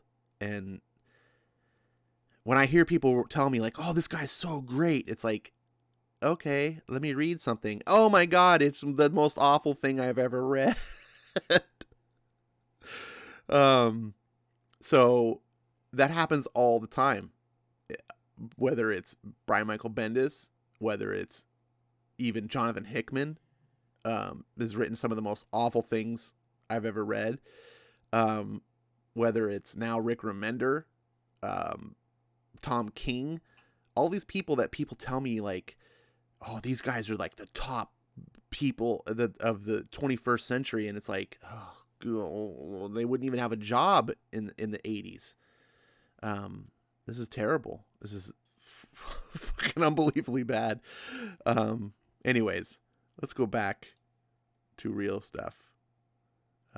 Quirk says, you always choose writers' bad books to read. I don't choose their bad always. I'm actually mostly choosing good books to read. I try to avoid this stuff. I just didn't have anything to read, so I took a call-in request, and Ed Brewer didn't know. He didn't know any better either. None of us knew. We couldn't have known. How could we have known? And Kay says, not every story they write will be good. And that's true. Hey, you know what? That's true. Not every Chris Claremont story I ever read was good too. But not any Chris Claremont story ever even comes close to being the trash that we just read. Do you see the difference? It's one thing to be like, oh, you just got a base hit. Not everything's a home run. But it's another thing to just write utter garbage. This is garbage. That Marvel should be ashamed of themselves for publishing that book.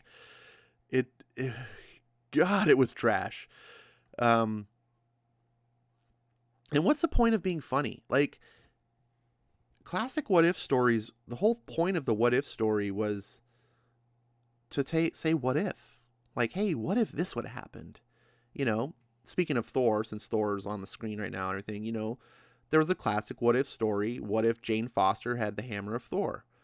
You know, and she became Thordis and, you know, and all that stuff. And it's like, that was an interesting story. You could say, hey, what if? What if this had happened? What would have happened? And they didn't try to make it all stupid, funny, dumb. This story was like, instead of trying to tell an interesting story of like, hey, what if Venom became, you know, Deadpool? This had nothing to do with Venom. This story, what was the point of Venom in this story at all? Nothing. It was really what if Deadpool destroyed the continuity. Like, 1 star was too good for that book. Yeah, not even great writers have bad books. Yeah, Skip, though, that's what I'm talking about. Like, the great writers don't have books this bad. Not you see what I'm saying? Like, they have singles. They don't. This wasn't just a strikeout. This was like a strikeout, and then you like let go of the bat, and then it flew off and like hit the third base umpire in the face. Like, it's like, this was I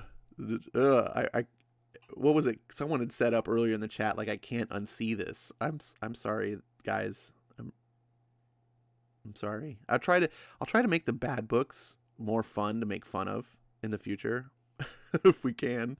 That's a goal, because I don't want to necessarily read I do kind of would like to read a couple of bad books, but like bad in a fun kind of way. So, man, I want to read Gideon Falls next. I need like a palate cleanser. Whew, that's terrible.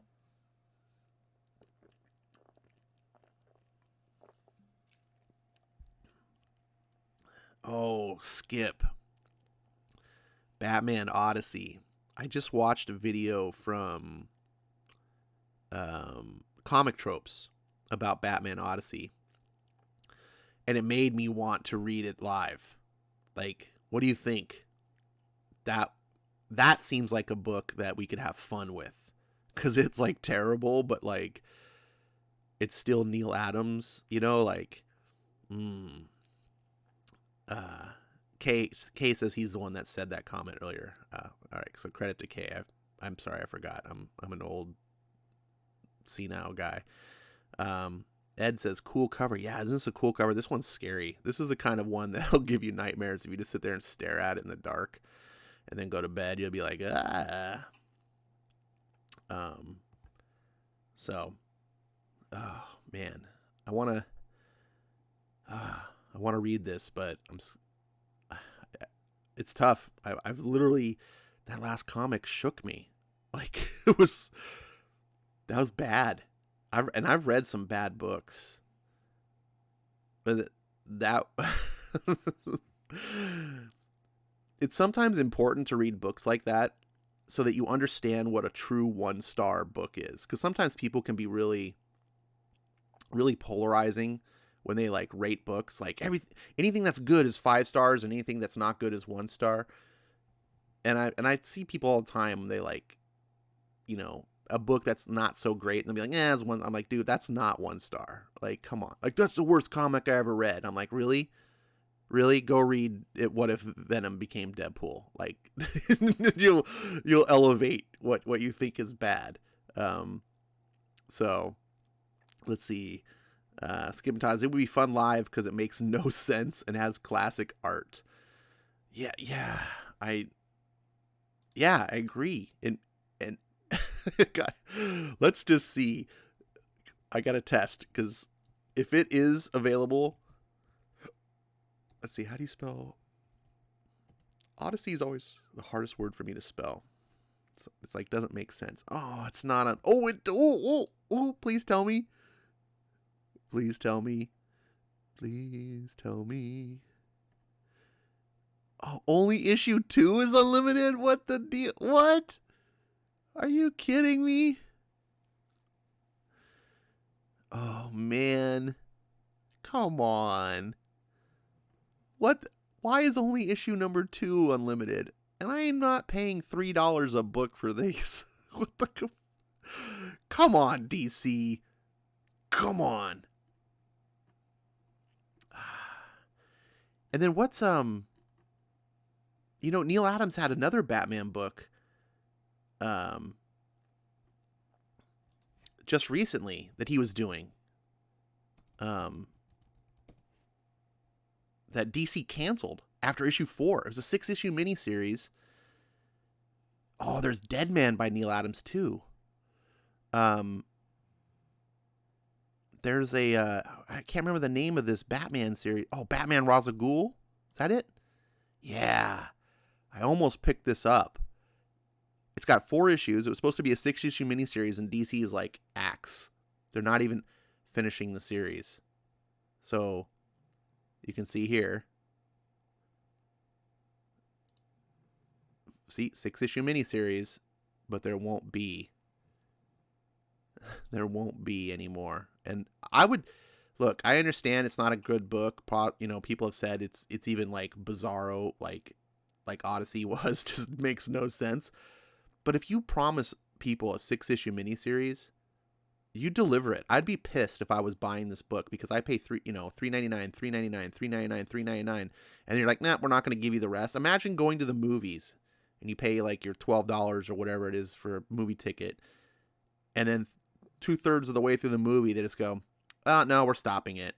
We're not going to continue playing it because even if it's bad, like, you know, you have the opportunity. It's up to the person to walk out of the theater, right? It's up to you to stop buying the book. It's not up to the publisher. Needs to commit to their audience. That pissed me off for DC.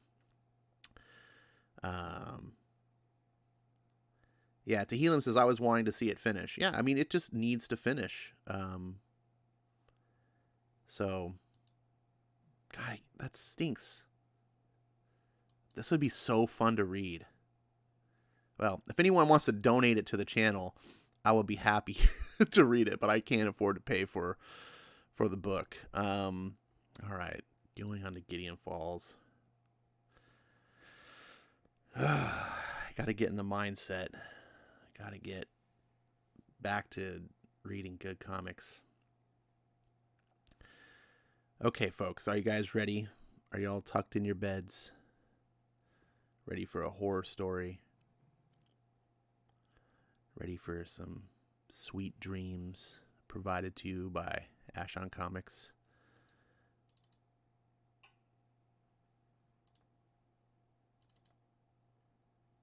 We have Gideon Falls by Jeff Lemire and Andre Sorrentino.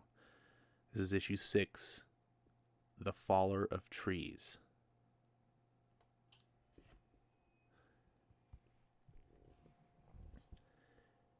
Norton, are you sure this is the right place? Jarvis and Carlton, just like I remembered, this is the place. God, When you were found here as a boy, it was an industrial wasteland. Now look at it. Condos, cafes. Everything has changed. I don't know where to look. I do. Can't you feel it? Norton, wait. This way.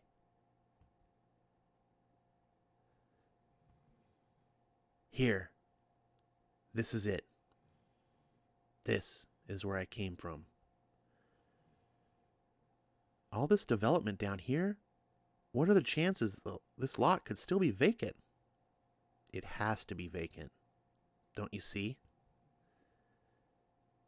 What is it? It has to be here. It has to. Norton, it's getting late. Maybe we should... Here! Here it is!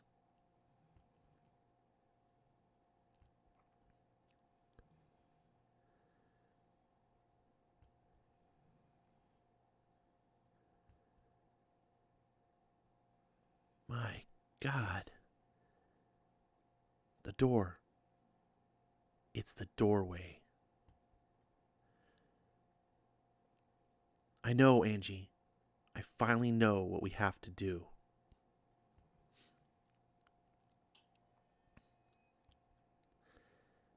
Father? Father, don't go in! Don't go in! No, no, no, no, no, no. Boom. Whoops, I hit the button too many times. That's kind of an ominous scene.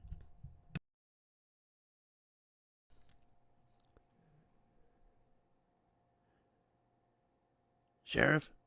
Sheriff Miller? Are you in here?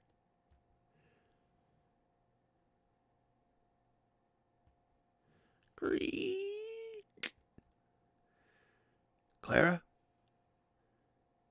Clara, can you hear me?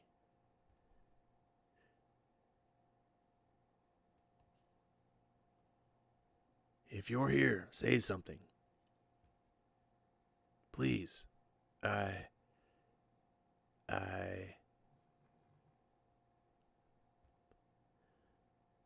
Oh, I think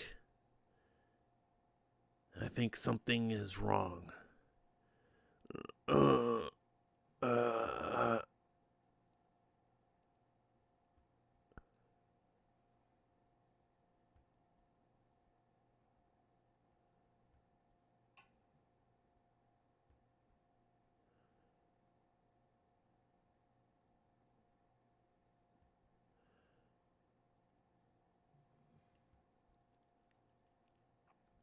You see the father walking up some weird stairs. Everything's upside down. Sorts of objects floating around him.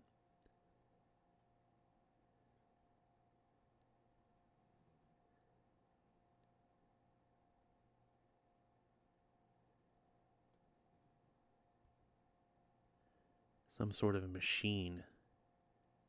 Oh.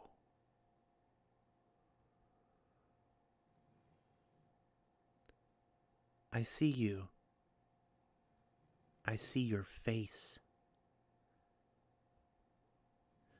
Clara? I see all of your faces.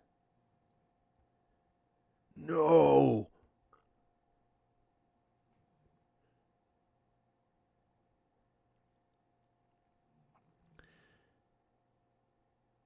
But you got secrets in your belly.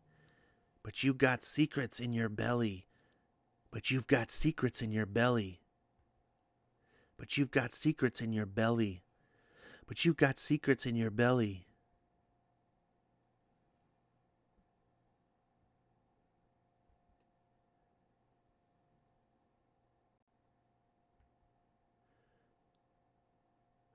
Where were you? Rebecca? I was... What's wrong, Fred? Nothing. I just had the weirdest deja vu or something. Well, come to bed. I can't, Rebecca. What is that supposed to mean? You know what it means. Don't do this. Fred, not now. Not after everything I've given up for you.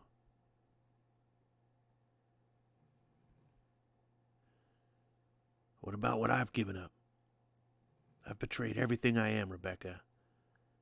You know we can't keep doing this. It's wrong. Rebecca?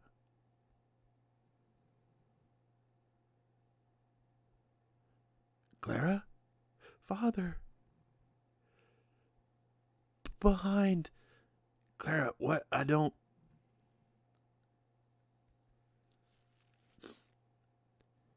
Hello, Father. You should not have come inside. This place is mine, not yours. He wants me. Me.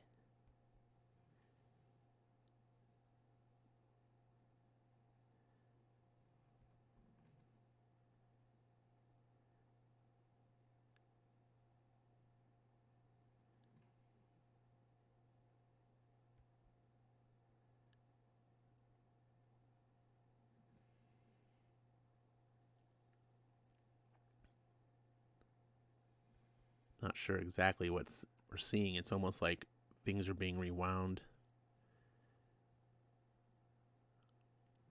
We see it looks like she's shot the sheriff. Me. Or maybe it's... This is difficult to understand what I'm seeing. Clara!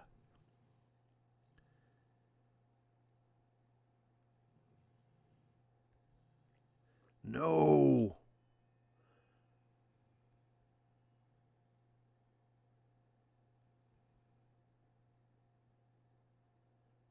So it looks like the father's diving and then his body merging into this guy.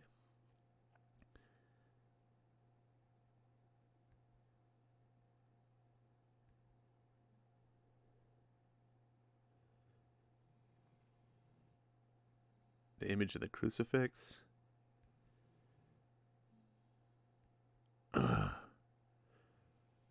Hello, Wilfred.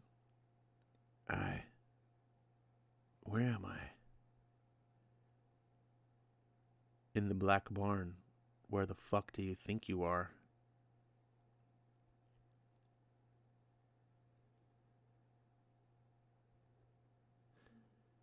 You need to make a choice. A choice? About what? The answers to everything. Or saving her. Why can't you help me? Because you don't believe in me anymore. Without your faith, I'm nothing. It's up to you now.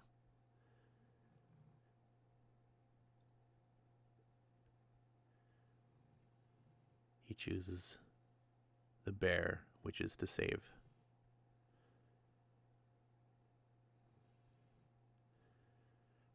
Wrong choice, Father.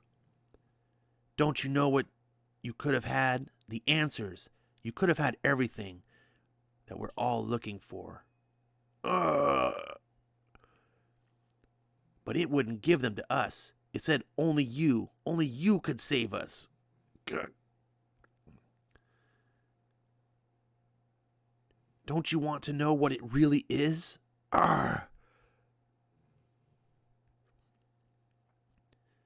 Ready. Stop this. You're insane. Insane? There's no such thing, priest.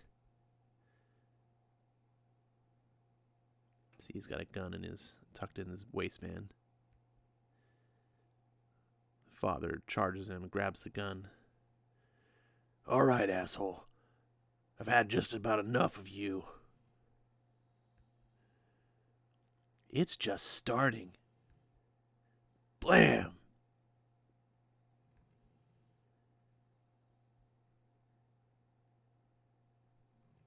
Reddy lays dead. The priest holding the gun, smoking. Drops it.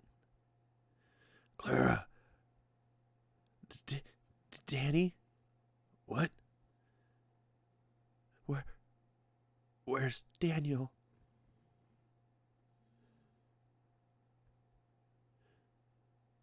Doc. Clara.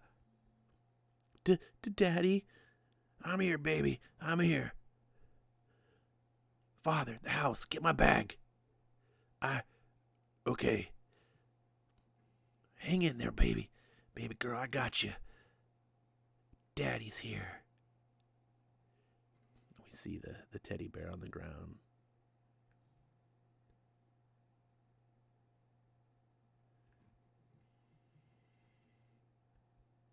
Pigeon on a roof.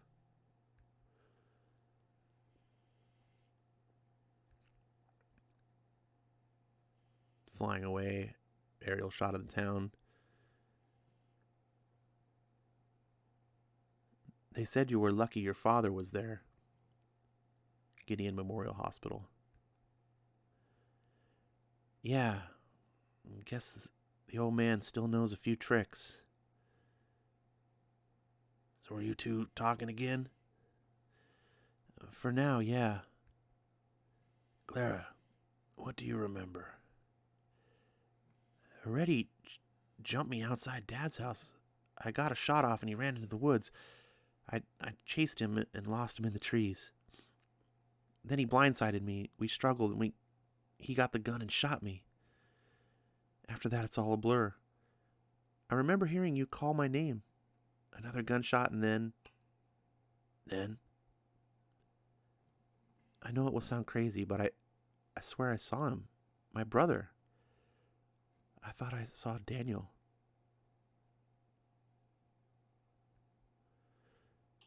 Nothing sounds crazy anymore, trust me.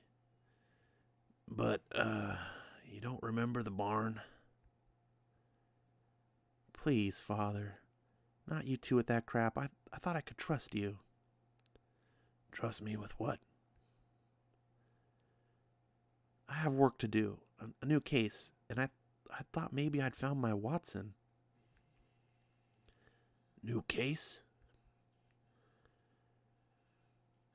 I'm more convinced than ever that my brother is still out there somewhere, Father. And I'm going to find him.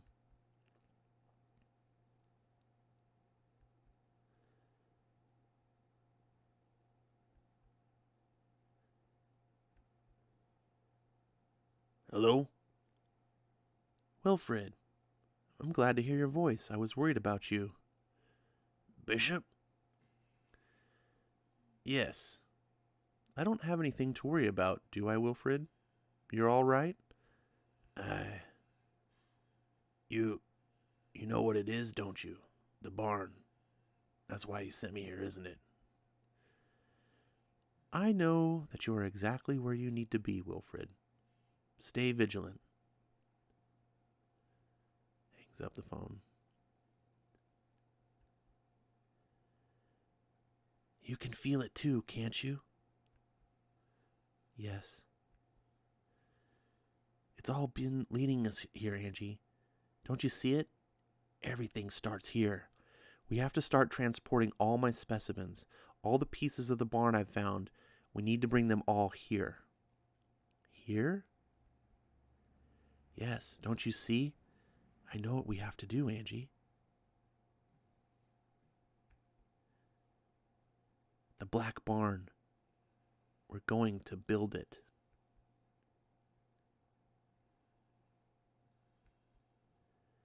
And you're going to help me. Even if it's the last thing we ever do.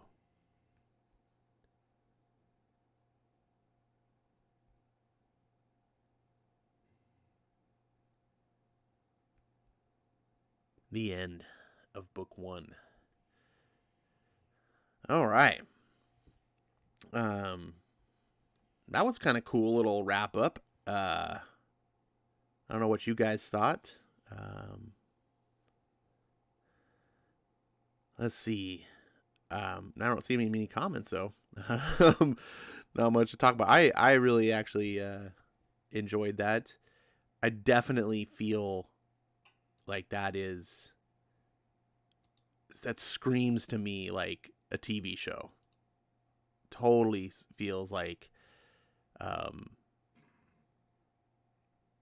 you know, like, oh, like an X-Files like type show.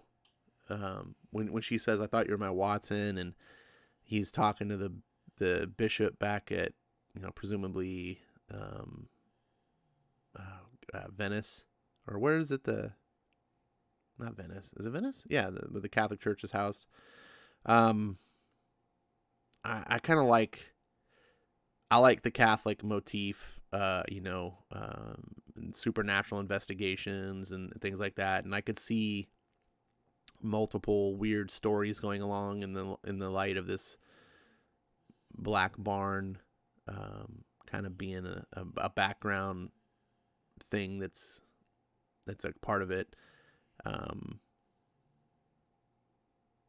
don't know what you guys thought about that. But I enjoyed it. I wasn't quite sure going through the books as we read.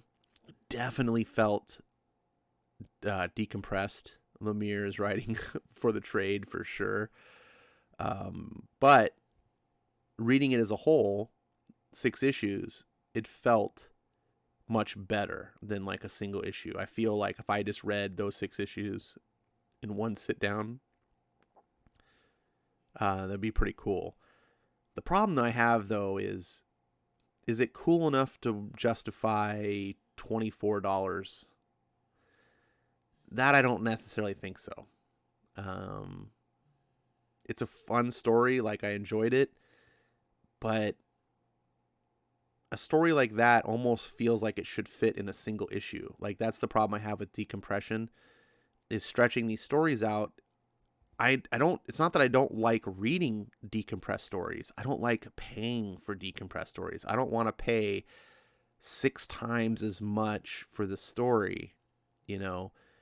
Not if it's an Infinity Gauntlet, right? If it's a Marvels, if it's a, you know, Watchmen, if it's whatever awesome, classic, most amazing story that you've ever read yourself that you guys love, I'll pay $25 for that, right? Like I can understand that, but those books come around every once in a while. And the way modern comics are is just like treats every book as if it should be that way. And I'm not that kind. I don't want to pay, as much as I enjoyed this. I was like, yeah, this is fine. I'd pay $4 for this, right? So $24, it's not that good, right? I like the X-Files quite a bit. But I wouldn't pay $4 an episode to watch X-Files. I don't love it that much. You know, I wouldn't pay like a movie ticket price to see X-Files, you know? But if someone said it was on Netflix or something, you know, if it's on TV, you know, back in the day when it came out, it was free, just had commercial breaks or whatever. Yeah, awesome. Same thing with here. If you give it to me and it's like, hey, you know, if it's on Comixology Unlimited, I would happily read it. It's an enjoyable story, and the decompression, like I said, doesn't bother me from a sense of a time constraint. It draws out the story, and for a horror story, it kind of works because it helps it build. But a lot of the stuff was just filler pages. It really was stretched out. It just did not need to be as long as it did. So those are my thoughts. It doesn't look like any of you guys have had many thoughts on it, other than Jimmy seems to really like it. Let's see. Computer Robot says, I'm back, guys. My home Wi-Fi has been down for a while now, and it's up now. Oh, okay. That sucks, buddy. I hate when the internet's down. Like, I feel, I don't like, it's weird because growing up as a person, like I grew up in an era before the internet. Like I can't live without it anymore. Like when the internet's down, I'm just like, what do I do? So it sucks. Comic Works says, I've been waiting for you to read Game of Thrones. Oh, sorry, every time I see GOT, I think Game of Thrones. Thor: God of Thunder for over a year, and you choose to read that crappy What If. I'm butthurt. I didn't choose to read the crappy What If. I needed a one-off story and no one had a better suggestion. And a what if story sounded like a good idea. Rick Remender sounded like a safe bet. It's like I had no idea. There was no reason not to read that book. It fit all the criteria that I needed, and no one suggested anything better. So Thor is something that I have on the back burner. I have actually considered doing a series like I have done today with, or these last 6 episodes with Gideon Falls. I've considered doing the Thor God of Thunder as one of these multi-parts series as well. But I'm trying to get multiple feedback, and so far of the choices that I've put out there, Thor God of Thunder is the only one to get actual pushback where people say, no, don't do that. So, if it's up to me saying I want to do this book A or book B, and people say, no, don't do book B, well, as much as you may like book B, it's probably not going to happen, and it has nothing to do with you. If everyone was like, dude, yeah, Ash, do Thor God of Thunder, that'd be amazing, I would do it in a heartbeat. Invincible is another book that's been considering. So I will maybe consider doing an Invincible thing. Can you tell me, Kay, if is the first 6 issues or the first handful of issues of Invincible, is it a contained story? Is it or is Invincible a book that you need to read 12 or more issues? Because what I'm looking for is something that I can do, like I did here, 6 episodes, and not have to stay committed to it forever for people who aren't necessarily a fan. Because I don't think everyone wants me to do Gideon Falls. I haven't had a lot of feedback saying keep doing Gideon Falls forever.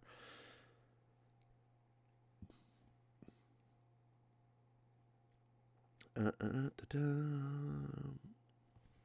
wait to see if I get any answers. I don't know who's still here. Everyone's quiet. Hopefully, if you're all tucked in your beds and sleeping, listening to my soothing, dulcet baritone voice. Do I have a dulcet baritone? Do I even have a baritone voice? I don't even know if I do. Kay says, how should I know? I didn't read it.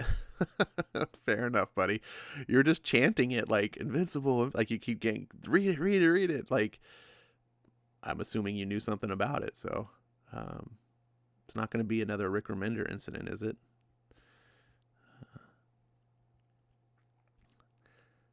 So let's go into the comiXology real quick before we wrap up. This is the last comic for tonight. I want to thank everyone that made it this far. Like I said, there's not going to be any more comics. So if you are listening on the replay and you want to tune out now, I completely understand. If you are listening on a replay and you made it this far, thank you. Hopefully I've provided some measure of entertainment for you all. Saga was a book that I was considering doing, maybe the first 6 issue of. See, Jimmy, I got Thor God of Thunder right here. It's on the possibilities list. Where? Oh, I gotta go to my smart lists.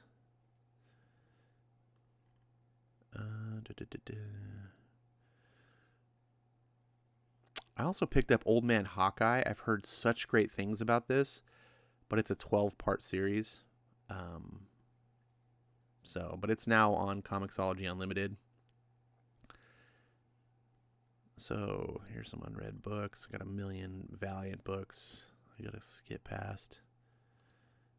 Like I told you, I bought 100. I didn't buy them. They were all free. All these books you see here, pages and pages, all free. Maybe do the Jonathan I could do the Jonathan Hickman's Fantastic Four live.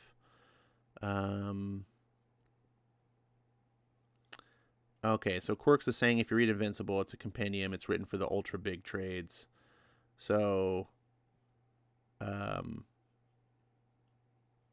it's not good to read. It doesn't just have a 6-issue arc that would be fun on its own. So one of the other books I was considering is Hellboy. I got here Hellboy Volume 1.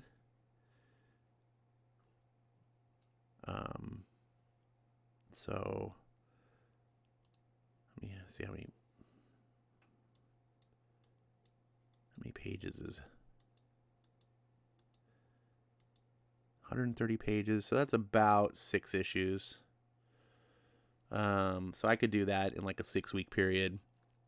Hellboy, of course, is a pretty acclaimed book. I don't think I've ever heard of anyone not liking Hellboy.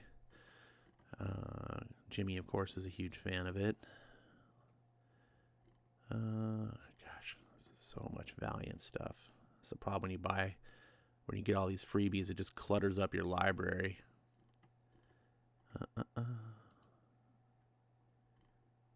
What else did I get? Oh, I got East of West. I don't want to do that live, though.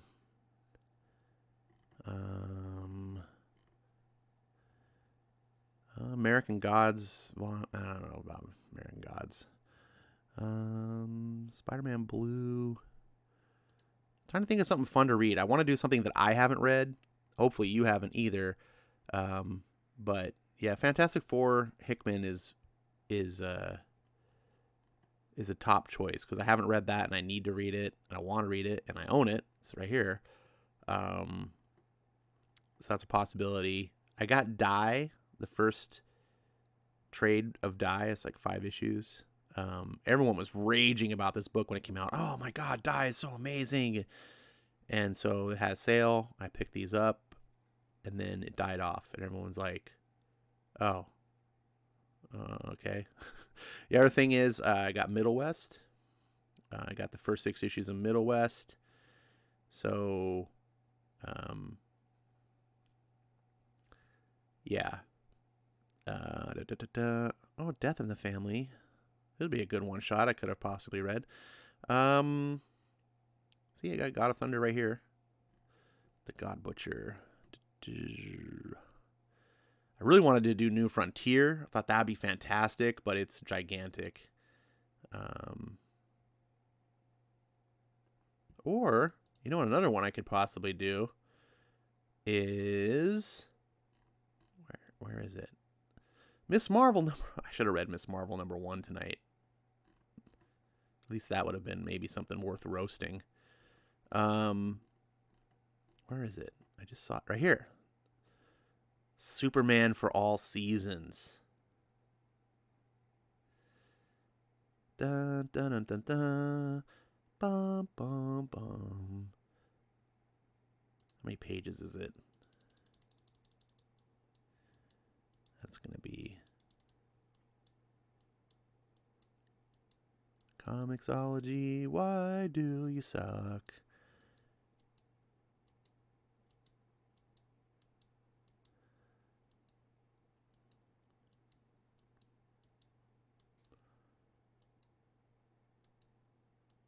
I mean, geez, keep going. All right, it's 177 pages. It's probably too big.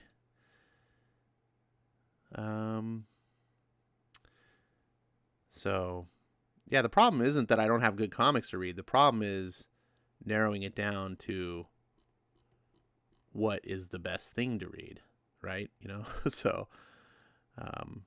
anyways, I'm sure this is not entertaining for anyone who's now watching it. Thought about, I got the Books of Doom, because I love Dr. Doom. Well, that's Fantastic Four Books of Doom, I guess, but by Brubaker. You should join me on Discord. You can follow me on Twitter at Ash1138. Talk to me. Throw out some ideas of what would be fun to read. If for any reason you want to donate something to the channel, you can. Comixology has a way you can gift comics on Comixology. So not that I'm saying anyone has to or anything, but if for some reason you're like, oh, Ash, I would love for you to do this book, that would be a good way to commission something. I'd be happy to read. Don't give me anything fucking terrible. It's going to make me lose what little audience I have. That's all I ask.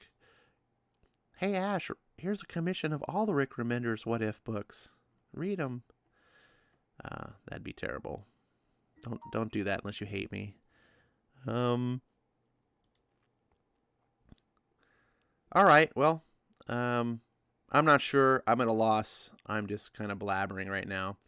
I am considering. Man, Descender would be so fun. And Ascender, I love Ascender so much. I would have so much fun reading that. Yeah. Well, I think I'm going to cut this short. It's about 12:30 right now, and this has been going on for a while. I do really want to thank everyone who's been here. This is the longest stream that I've done yet, and I do want to keep them under 2 hours. I was really going to go for like an hour and a half. So I do like 3 30-minute chunks. I think I should get a stopwatch or something to pay better attention to time because I'm really bad at it. I thank you. I'm going to try to coordinate with Skip, who's probably fast asleep right now. But he does, like I said, he's got a Twitch channel that you can go find. He does stuff with, obviously you guys know he does stuff with Wes over Thinking Critical, but he also does his own solo stuff with, he reads books. And he reads all sorts of different stuff. Like I said, he did the Thanos Quest books, which I was like, oh, crap, I never read these before. That was a lot of fun. So he does stuff that I would never read myself. And yeah, that's it. So thank you so much for being here. I really appreciate it. Love you guys. I don't have anything more to say. So everything I'm saying right now is just a bunch of garbage. It's like, yeah, Ash, that's the whole stream. Sorry again, please. Sorry for the Deadpool Venom nonsense. I will do my best. Never. At least you know it can't get worse than that, right? You're like you've been through the worst that it can possibly be, and now everything is only going up from here. So thank you for joining me on Gideon Falls. Please give me any sorts of feedback. Give me suggestions on books. I know I can't take every suggestion, right? So only one's going to win. So please don't be butthurt if your favorite book doesn't get picked.